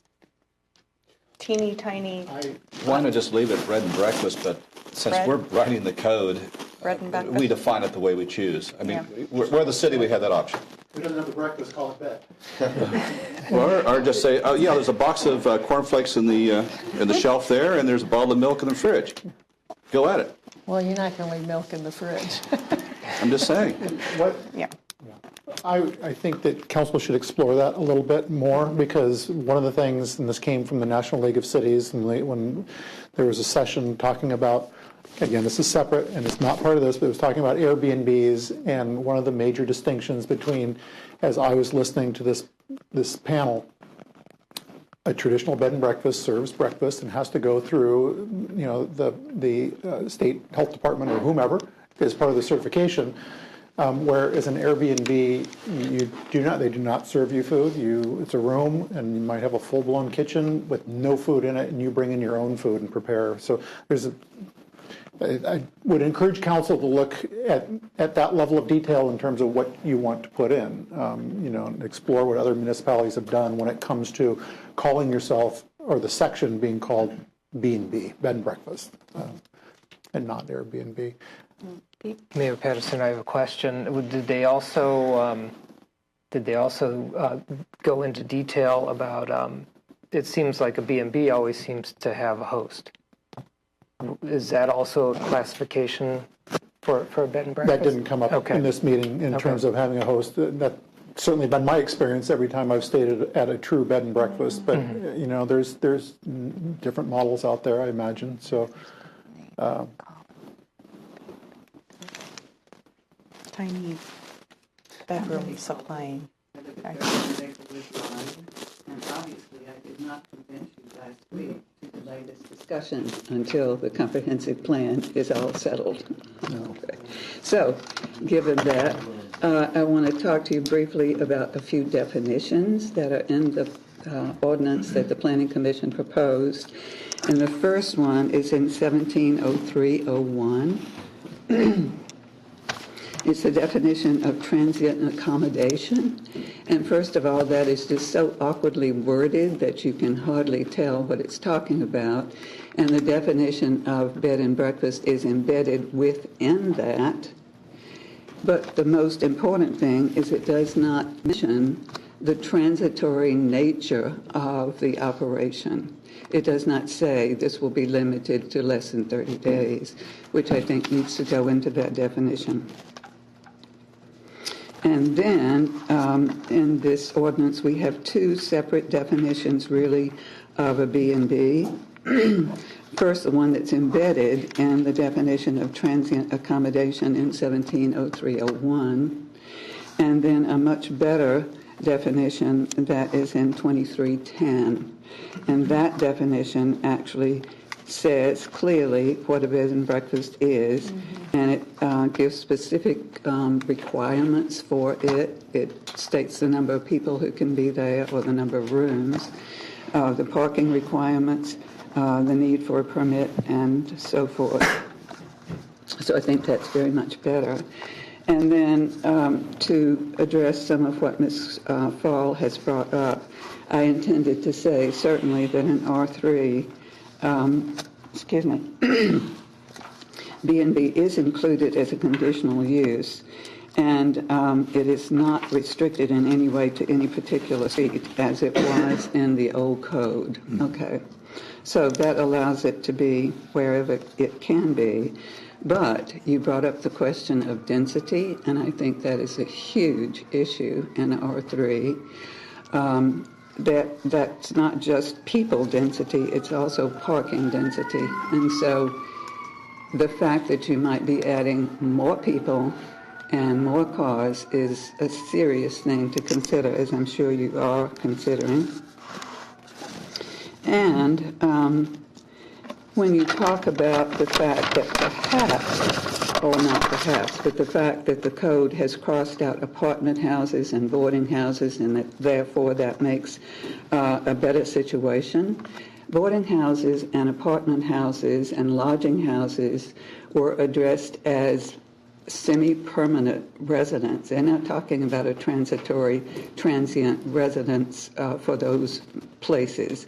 When you're talking about saying that somehow removing those and adding B&Bs would be better, that's really not necessarily true, because you're talking about a transient population, and that's in particular what a lot of people object to about this in an R3 district, is that you don't know who's coming and going, who's living there, what the whole situation is about. So I think you should think about that if you would. And when you talk about taking a rental and turning it into a different kind of rental, it's still a rental. So, I don't see that really creates any great advantage to say, oh, I won't rent to this, but I will rent to that. It's still a rental in a particular residential neighborhood. I don't have much to say about the B districts.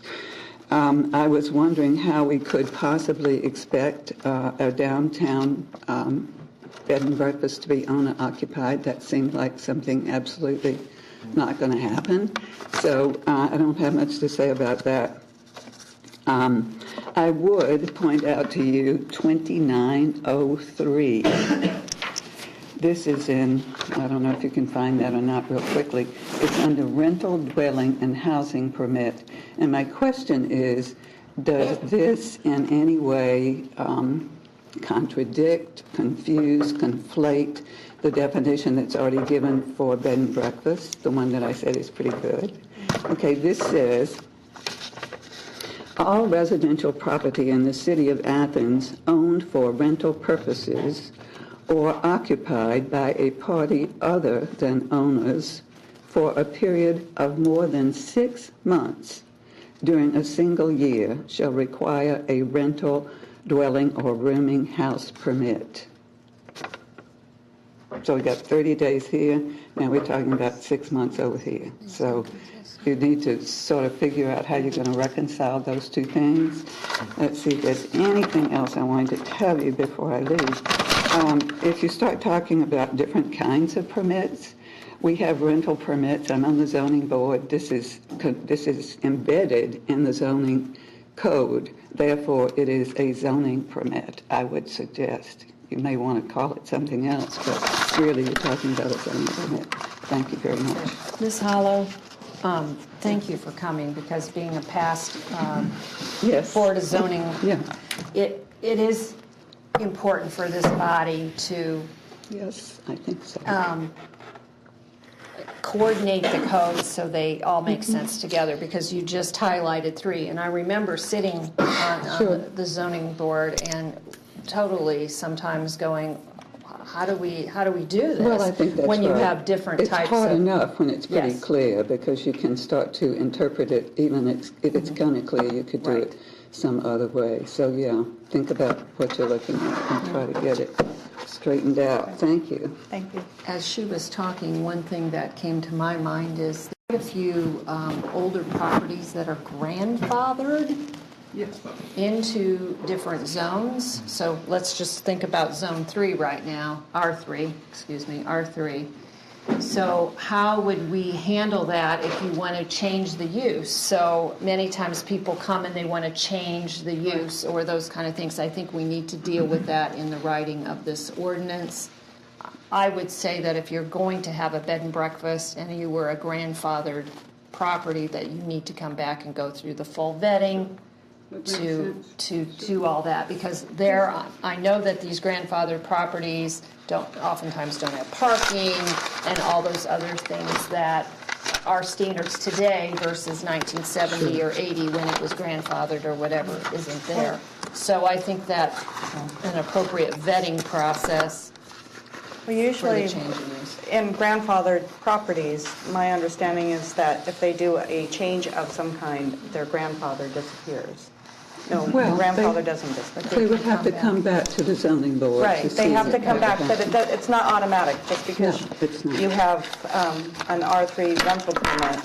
If you go and change it somehow, you're in the middle of an R1. If you have a rental permit for, like in our neighborhood, there are grandfathered pieces that have multi-family permits, but if those were ever sold, that grandfather would probably. No, it So would not. how that happens in the Unless you real wanted world. to change it to a totally different use. Right. Let's say it's owner So if somebody went in and occupied. removed Now it. you want to rent it, and that's a change of use. If it's grandfathered, you'd have to come back to the zoning board. So I would say to make it easier for the Board of Zoning, I would say that really refining how this is written is really Yes. important, because I think in the real world how that works, properties get sold, maybe things aren't always spoken up front from real estate individuals about what can happen. This has happened in my R1 neighborhood many times. Oh, you could, if a parent is coming in to buy a home for their students and you can do this X, Y, and Z. No, you can only have 3 unrelateds living in that house and they've got 5 bedrooms and they're totally full. So I think it's imperative that this be very clear in the writing and also frees up the zoning board from being in those less difficult situations. Yes, we'd appreciate that. Thanks. Okay. So, Good point. well, I'm glad that we cleared all this up. My goodness, which we haven't really. I think maybe what needs to happen is I think coordination of the rest of the code, because the Planning Commission recommendations were only really for the zoning code. So the Planning Commission doesn't necessarily do this, but I think that over the next week, and if I can get it within, working in the next week and coordinating with Paul Logue and looking at the other definitions and whether changing those have to go before the Planning Commission is going to be another question. So whether there's specific plans in this other. So if that gets done, and I will have more answers for you on Monday. See, this is very difficult. We thought we'd just clear it up tonight. So Monday, there'll be something. Somehow. Some kind of. I'll hold you to that. Yeah. Okay. The next, I love this one. Okay, we're going to talk about a revocable license, a renewal of. This is for parking on the right-of-way at 15, 17, and 19 Bird Street. And this is was initially done in 2005, so it's a renewal for 10 years. And it's been okayed by all the people that need to okay it within the administration. No question? It's my understanding that the council no longer does this. It's a grandfathered property that allowed for parking. Grandfather property. So So parking in the right-of-way means they have no parking. Well, it could be that maybe their yard is not. I mean, part of it may be that if you allow parking in the right-of-way, it may keep it from paving over their whole yard, which in 2005 they could actually do. Now you can't do because there's green space limits. So This parking too, in particular, it's interesting in this part of the city where there's several non-used alleys, and this particular piece is one such alley that's not being used. It was granted to this property. It's an unmaintained right-of-way that's platted but not maintained and used. So Baird is where? It's off of Schaefer. Yeah, west side. Is it West End. behind the HDL Center? Yes. Okay. Okay. Runs down to Smith, I believe. Back Okay. behind the HDL Center. Mm-hmm. Okay, that will come forward. And, okay. I'm going to switch the agenda a little bit. I should have done this. I'm sorry. I should have put historic preservation because Guy Phillips has been sitting here patiently. Before we open it up, yeah, I'm sure he's reminiscing at 9 o'clock at night. Yeah. Okay. This is the West Union development that is undergoing, and what happened was that we had supported the application of the property owners down there to apply for a Ohio Historic Tax Credit program, and we had designated that area as an historic property. Well, one property was denied the tax credit, but they invited the owner to come and reapply. So I would like to put in a resolution for supporting the reapplication for this particular piece of property. The piece of property is owned by Guy Phillips, and it's at 16 West Union Street. And it's a straightforward resolution. It's in the pack, whatever the site for the meeting. You can look at it, and it's straightforward, and it will be a one-reading resolution indicating the city's continued support for redevelopment down there in a historic manner. Would you like to say anything? Where is it? I got him right here.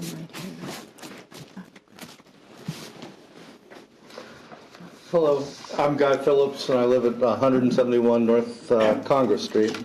And we applied for a state tax credit by following their very strict guidelines, and for historic preservation. And it's a competitive process. But we were time is of the essence here because we've got all our neighbors that are trying to build, and we invested. We spoke before the zoning board, and we told them we wanted to do it historically significant, and that I think is one of the main reasons why we got our zoning, the capability of rebuilding it. The zoning board went out on a limb on that, and we greatly appreciate it. But anyway, we applied for our state tax credit, and I had a consultant helping me from Columbus that does a great job. We went before all the people that make the decisions and everything. They loved what we were doing. We met all their needs. There was some give and take, but we met everything they needed. But it is a competitive process. We scored extremely high on their numbers. However, there were, I think, 3 times the number of applicants at this go-round as there'd ever been before. And some of the great big companies that do this all the time drop down into our category, and we were the first applicant not to be funded. We were first to be last. So we have decided to continue on with this process. We are, if you've seen those iron bars that are holding up the facade of the building, that's about a house is what we have invested in that. And we're doing everything we can to mitigate some of that. So, appreciate the help on this. This gives us a few extra points when we go to the state. Like I say, it was a competitive process, and this will help, and I appreciate it. What's your deadline? Pardon me? What's your deadline?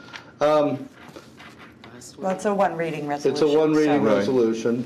You know how we get around to things here, so. Pardon me? I say you know how we get around to Yeah, things. well, It will be on Monday. Yeah, it's supposed to be on Monday. I will say this, it's PM Management, LLC is the name of it. I'm the P. Bruce Mitchell, my partner, is the M. Okay. Right. We'll put the LLC in here. Hey, I want to thank you, and I want to thank the city, all the levels of the city that have been so helpful with getting this project done.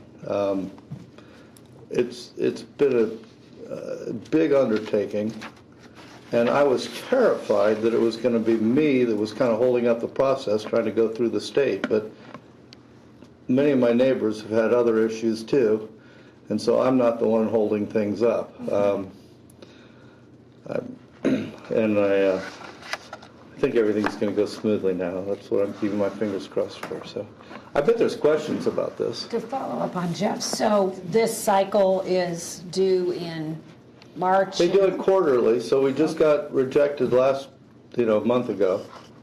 So it's another round. So 2 months is when I'm sure I've got to get all my consultant that's really doing everything.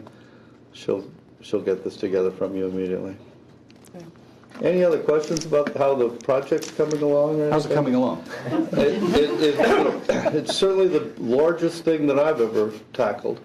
I've got good support though, and a lot of it just I really again have to thank the city for stepping up on that. That we could not have done it without all that the zoning board and all these different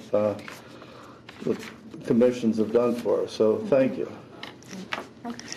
Mr. Phillips, I appreciate what you're doing as well. I want you to know that historic preservation throughout the city is important. Unfortunately, not everyone believes that, but I love the fact that it's going on. I've seen it done in other cities, and I love the fact that I'm seeing it in our own city, that we're preserving what we have. We've preserved Oxbow Bridge, we've preserved working on the Armory, we're working on a number of things, so thank you. Thank you. Well, Paul knows how great I think your bridge looks. And that was, preservation is progress. It works. I mean, there's study after study how it's the smart economic thing to do, not to mention the cultural heritage. So, yeah, I'm all in support of it. It's really expensive, and that's why we need this help from the government on that. Mr. Mickey? I'm not sure whether I understood your answer to how things were going. So do you have a timeline? And if this is rejected, I mean, where's it going after that? Plan B. There is no plan B. We're going with plan A. We're going to continue on. Is there a timeline on plan A? We are still very optimistic of getting it ready for fall quarter. But I haven't rented any places because I don't want that responsibility on my shoulders that we've promised somebody housing and not got it ready for them. So. Is there going to be a business downstairs? Oh, yes. I assume, I'm still it's too early for me to announce that because I want them to get the chance to announce it. Sure. But it is so great. Wow. That's not it's fair. Really, it's easier. It's up in Columbus, and I've heard rave things about it for years and years and years, and they're coming down here. So I'm real excited about that. Wow. It's a real fun place that I've heard about quite a bit. He looks like he knows. Smart. I haven't thought, I know, only because but I look, heard it's- this once before. I would like to say that Guy spent his evening in the Historic Preservation Commission and then came up here to spend the evening in council. And I would contend that he's metaphorically holding everything up, meaning literally he is the one who is holding up the facades that he's trying so hard to save. So Thank you. we wish you Thank luck. Sure. Guy. Any other in the dark. folks, comments? Questions? Just a comment that thank you for what you're doing for the historic preservation of the uptown area on behalf of City Council. You can say that, but really I was kind of here to thank you guys. This has all been good. That's so unusual. Thank you. We like thanks. Thank you, Mr. Phillips. Okay. Oh, well, that was fun. So now we're going to talk about city code, amending to prohibit certain vehicles, things, on our city uptown sidewalks. Because obviously when new toys are made, we have to make sure that people use them in smart and safe ways. And we have discussed some of this before. And this is talking about hoverboards and scooters and whatever else is going to be brought in. Not only like they're dangerous, we don't want fires, but it's certainly our sidewalks are not very wide, and we have to think about the people who sidewalks are mostly built for, which is pedestrians, and their safety. And it's the primary concern of why we don't allow such things as skateboards, bicycles, and these other newer things. And we've talked about how to write this code, and it came up in a discussion of whether we should, instead of writing or amending prohibit, whether we should amend to describe exactly what is permitted. Because every time they come up with something new, or whatever, the new fad that they sell, then we'd have to go to amend. So Lisa and I were talking instead of, Mrs. Elias, I'm so bad with using last names. We're talking about instead a prohibit, amending to prohibit, of doing the opposite of what's permitted. So we're looking at ADA language, and I'm not sure if that's kind of, that went around today. I'm not sure if that's gone in, whether that would satisfy the police chief or not. We haven't had that discussion yet, but I mean, we've been in communication, as you know, that we're trying, I think what you threw out was pedestrian and ADA supporting or approved devices. Because right now we have a sign that says, no this, no that, no this, no that. We're going to add another one. Right. And So it then becomes next a year when symbol whatever and comes words up. and Yeah, with the new, whatever they make, unicycle, motorized unicycles, then we'd have to go out and amend it again. Mhm. So, You've what? seen it, I know. A motorized unicycle? Cool. Yeah. But, I mean, there's just something else that we'd have to amend. So this is what I would suggest. Clean up all the language. And then that way we'd only have to, change the signs once. And that's a cost and manpower issue. Does that make sense? Is this going to be restricted only to what we define as uptown? Mm-hmm. The streets are already identified in that ordinance. Right. Well, I haven't seen it, so I don't know. Well, in the original the ordinance existing, that- I'm sorry, language. It Okay. prohibits it. Shoot, I don't know. Skateboards. If it starts at Mulberry, if it starts at President, and it's each spur off. It's just in that uptown area. We still have the problem, though, of enforcement. I still see I sidewalk understand. or bicycles on the sidewalk, I know. not just being pushed, but being ridden backwards, forwards, upside down. It doesn't make any difference. You just had to step out of the way because you're going to get run down. Now, when you say the streets, you mean in that zone, because Correct. people use my hill on my street for a lot of fun activities. Yes, And that's allowed. Yes.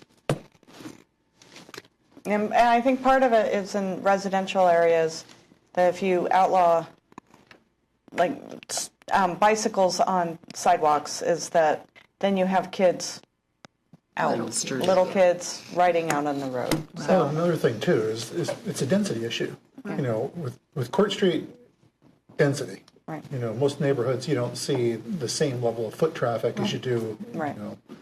Not that there aren't concerns. I mean, for many of us, we remember the poor woman who passed away in front of the Lutheran Church on Mill Street on her skateboard.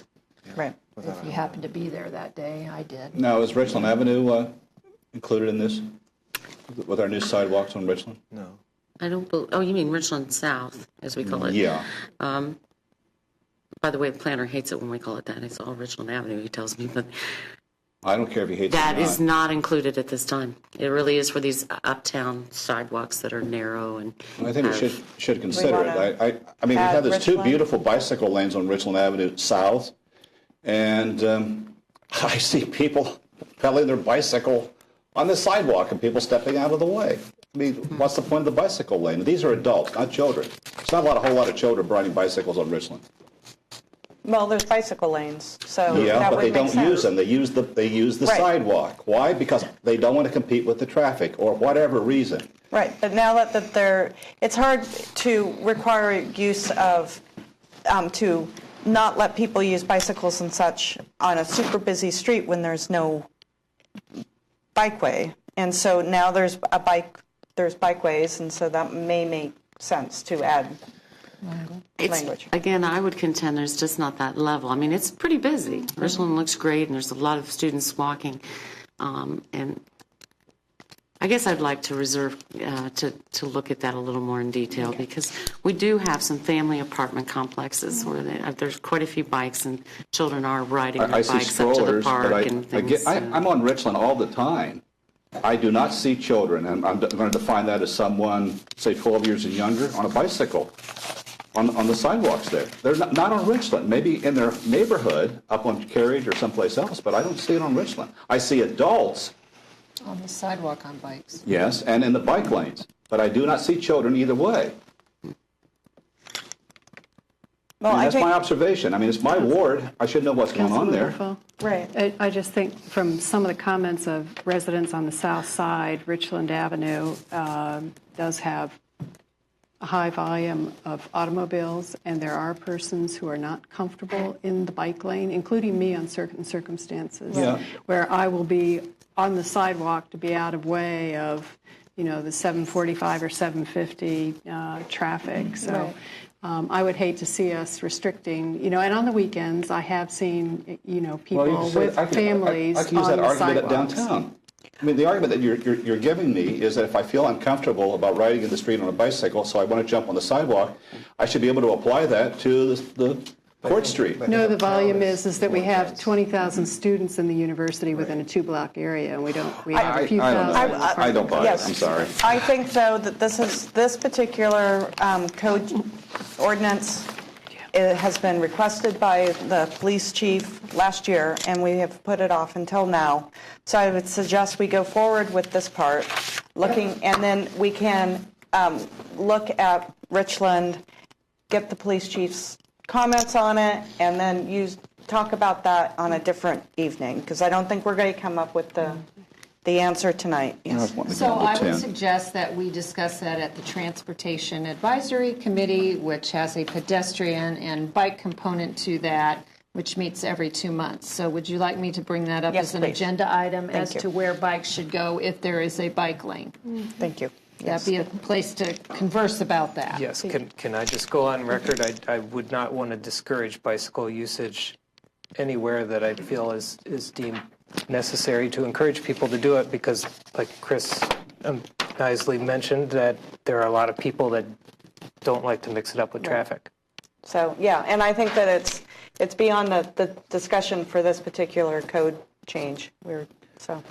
Mayor? Just stress again one more time, I believe that at the core of all this conversation, density needs to be the order of the day when it comes to these, anywhere we're doing this, memorizing. I hear what you're saying, but I also look at my own 2 4-year-old daughters, and when they start learning how to ride a bicycle, I'm not going to let them ride in those bike lanes, because they're going to be like this all over the place. But, the sidewalk is a reasonable substitute for that. And again, it's a low-density stretch. If all of a sudden that ramped up to where we had 20,000 students that were walking back and forth, and then I think it needs to be revisited. But to me, it's certainly a density issue. And Court Street has that density. We'll report back. Okay, and on this particular language, after the law director and Paula and I all agree on the prohibiting versus allowing, that will be shown, what our research has showed us on Monday. Okay. I don't have any miscellaneous. What? Does anybody else have miscellaneous? Then we're on to Finance and Personnel Committee with Councilperson Reisner as chair. Oh, my turn. Okay. All righty. We have 4 items here. Prior year bills. Administration like to speak to that? Take the hit on this one. The prior year bills are related to police and fire testing, as it were. We've had a number of vacancies. We still have vacancies in APD. And, You're talking about personnel testing, not equipment. Is that what you mean? well, there's this cost associated, and whenever you bring in a new candidate, they have to go through certain medical and other testing. And frankly, we had quite a flurry of it in the last quarter of the year. And a change in the way that the accounting was occurring, where they were supposed to bill us directly. They've utilized on-file medical cards and whatnot. Right. But we are thinking it could be 6,000 or a little bit above. That would be all occurred from November and December of 2015. That we have an HR director and her secretary working madly. It's not that unusual when you change systems. Things like this is going to happen. Okay. So thank you. I'm surprised it hadn't happened before. So about 6,000 is what you're looking at? 6,000. Okay. So Monday we can bring a... You have a slew of different things on your appropriations. Keep going. There, I'm stumped all of a sudden. Well, we talked about the appropriations from law enforcement, and then the auditor had one for a first payment.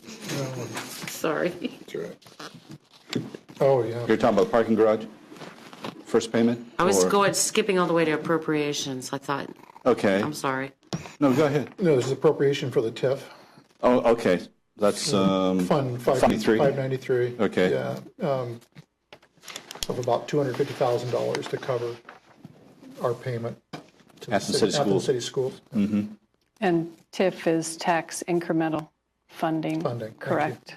And so it's in lieu of property taxes, and then certain taxes are designated back to the schools. Is the East State Street TIF. Yep. And the other request I was seeking was for the code office.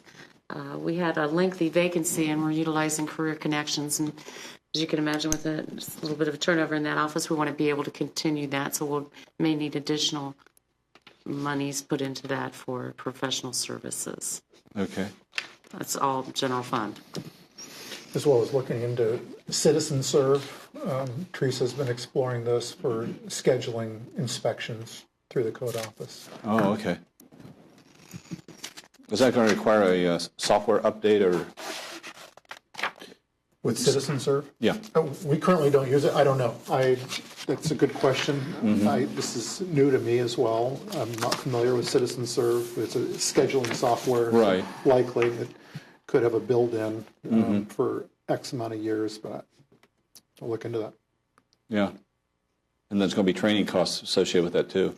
So. Well, they're mostly trained. It's just I think it is a matter of how that activity in their software what they have to build to do that from the behind the scenes. So there'll be a meeting this week, so we should have a figure in time for Monday. Okay. Anything else? Well, we were holding them out for miscellaneous, but Well, let's see. We got the parking garage. I provided you with I believe it's in color. And the armory. The parking garage phase 1, meaning the construction, the repairing of the concrete stabilization component, is wrapping up. But they are coming back in May. We are facing at least a estimated 3-week closure in May once the students have gone for them to do the final deck coating. But what you see in front of you, if you go all the way down and to the right where the little star is, it says estimate today, we're about 15.7 over in the money that we had for this, which was a loan. But included in that, the other star I have on the left, an alternate rain screen new of $37,000. Mind you, the design engineer thought it only cost $25,000. That I had placed on hold because of this deficit, but I really would like to go ahead and authorize that. It's about a 60 or so more days build out for delivery, and that would protect this west wall that's exposed in order to protect us from future degradation from the wind, the rain, the snow. So that's across the very top? No, it would fall on down the side. The alley. Right there in the alley. It's that screen that was planned to help buffet wind and rain. So this is just a first step, but the understanding is I had a conversation with our design and construction engineer, Burgess Neibel, today. Was he's pretty much been told the elevator components are coming next. That's moving along, but those are all incorporated as well in here. And it's a good rule of thumb to have, as I said, $75,000 in your back pocket. So I guess I'm trying to manage expectations, that understanding that we are going to have a cost overrun on this, somewhere between $16,000 and maybe $70,000 at the end of the project. That's including the elevator? Including the elevator. Okay. The rain screen, that's including the That rain would be screen? including the rain screen, and I've held up on this for over a month, almost closer on 2 months, but I'm reaching a critical point that I don't want to be the problem why the last final,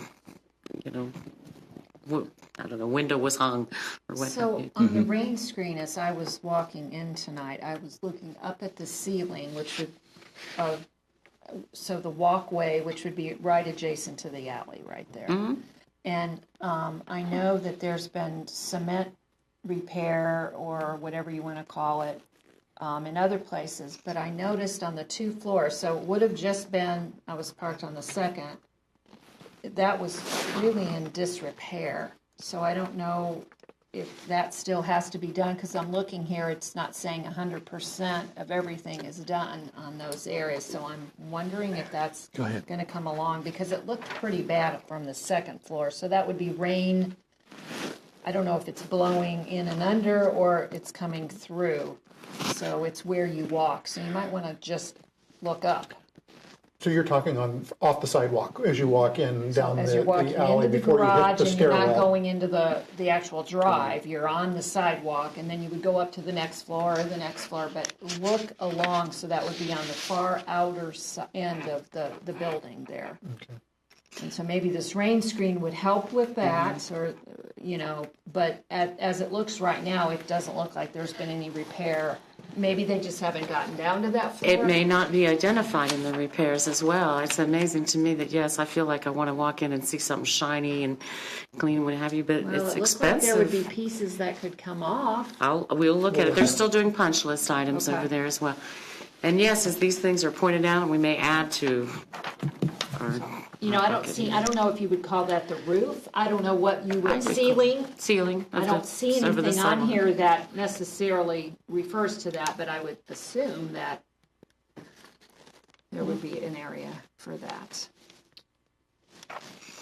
So that does make sense on the rain screen, because obviously there's been a lot of damage done with the weather hitting that side of the building, even though it's an alley, but obviously something has happened over the years.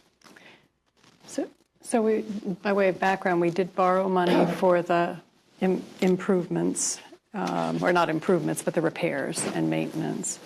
And and there will be 70 and about approximately an overrun. So where will the money? I would contend it come would from? have to come from operating, and need to provide the auditor these figures, and she can look at the operating budget. When I checked it at the beginning of the year,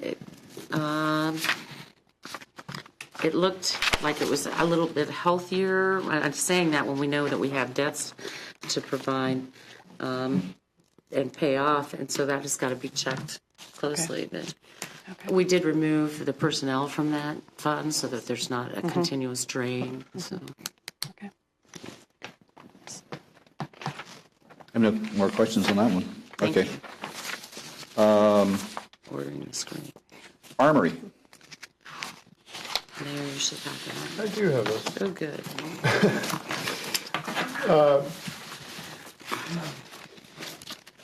Our city planner, actually a while ago, received, back in December 11th, received a cost approximate cost of what it would cost to remove the asbestos as well as encapsulate the lead paint inside the armory. As you know, the armory is still used. Our city employees do go into that building to drop off records and so on and so forth, so it's still being stored for records. We're looking at what is listed here at about $45,000 to have that asbestos and lead paint encapsulated. But what we would like to do is put this out to bid to see if it would come in lower than that $45,000. But since it's right at that $45,000 to $50,000 range, it's always that I hate to use the word sweet spot, but it's always at that spot where we're sitting there going, okay, we're bumping up close to $50,000. So we felt that the best way to go, the best approach is to put this out to bid. That sounds prudent. Question? I know that we applied for a brownfield grant last year, and because it wasn't as big as we thought, we couldn't get the brownfield, which is ironic. So you have to be bad enough to get the grant. So. Almost makes you hope that it would have been at the $100,000 level. Right. No, we unfortunately, because of what came back, it was far less. Which is good. It is because good. It wasn't as bad as we anticipated. Well, yeah, that's ironic. So this is to put it out to bid, make this a safe environment for our employees to go into to drop off records. That's the fund balance. We still have BAPs that we just got. $93,000, right? Okay. Well, in case it does go over 45,000, are you thinking about asking for more, or just hope for the best? Well, I think at this point we'll hope for the best. Within the enhancement fund, which would be the likely place that we use it, there's $93,400 and change in that account line. So, city planner feels that it may come in less than 44,000 or 45,000, but we'll just look to see. Will we have to move anything out, like our records and things, if they go into? Likely, because there is asbestos tiles. Exactly. That will be. Where will we put all those filing cabinets? We'll probably have to do it in phases to where we move things from one side of the lower level of the armory, and once the mitigation is taking place on one side, then we shift it back over the other side. So they can stay in the same building, and there wouldn't be any problem with contamination? For the records themselves? Uh-huh. Well, I would imagine, I've seen some of these EPA mitigation processes, and I'm sure they'll put plastic carpet all off on one side with ventilation and so on and so forth, remove it, and then once it's safe, then they'll migrate things to the other side and start on the other side. I've noted the mayor has instructed department heads, and they're working on that now, to go through there, find out what's needed, and if not, get it disposed of through a donation to restore, reuse. How many times can you pass around a desk? So we're hopeful to get a lot of that cleared out, other than the actual record storage. Are the church pews still down there? I don't think there is. Yeah. I don't think there is. The last of the pews, but there is some things that Restore is interested in. Again, fixed asset into the tag. We've got to go through the normal process of making sure of what can be disposed of and what can't. So there's a lot of just random stuff down there. The basement. Okay. The city's attic. Any questions? All right. Thanks for the long work session. It's 9:30, and we'll consider ourselves adjourned for the committee meeting night. Thank you. Thanks.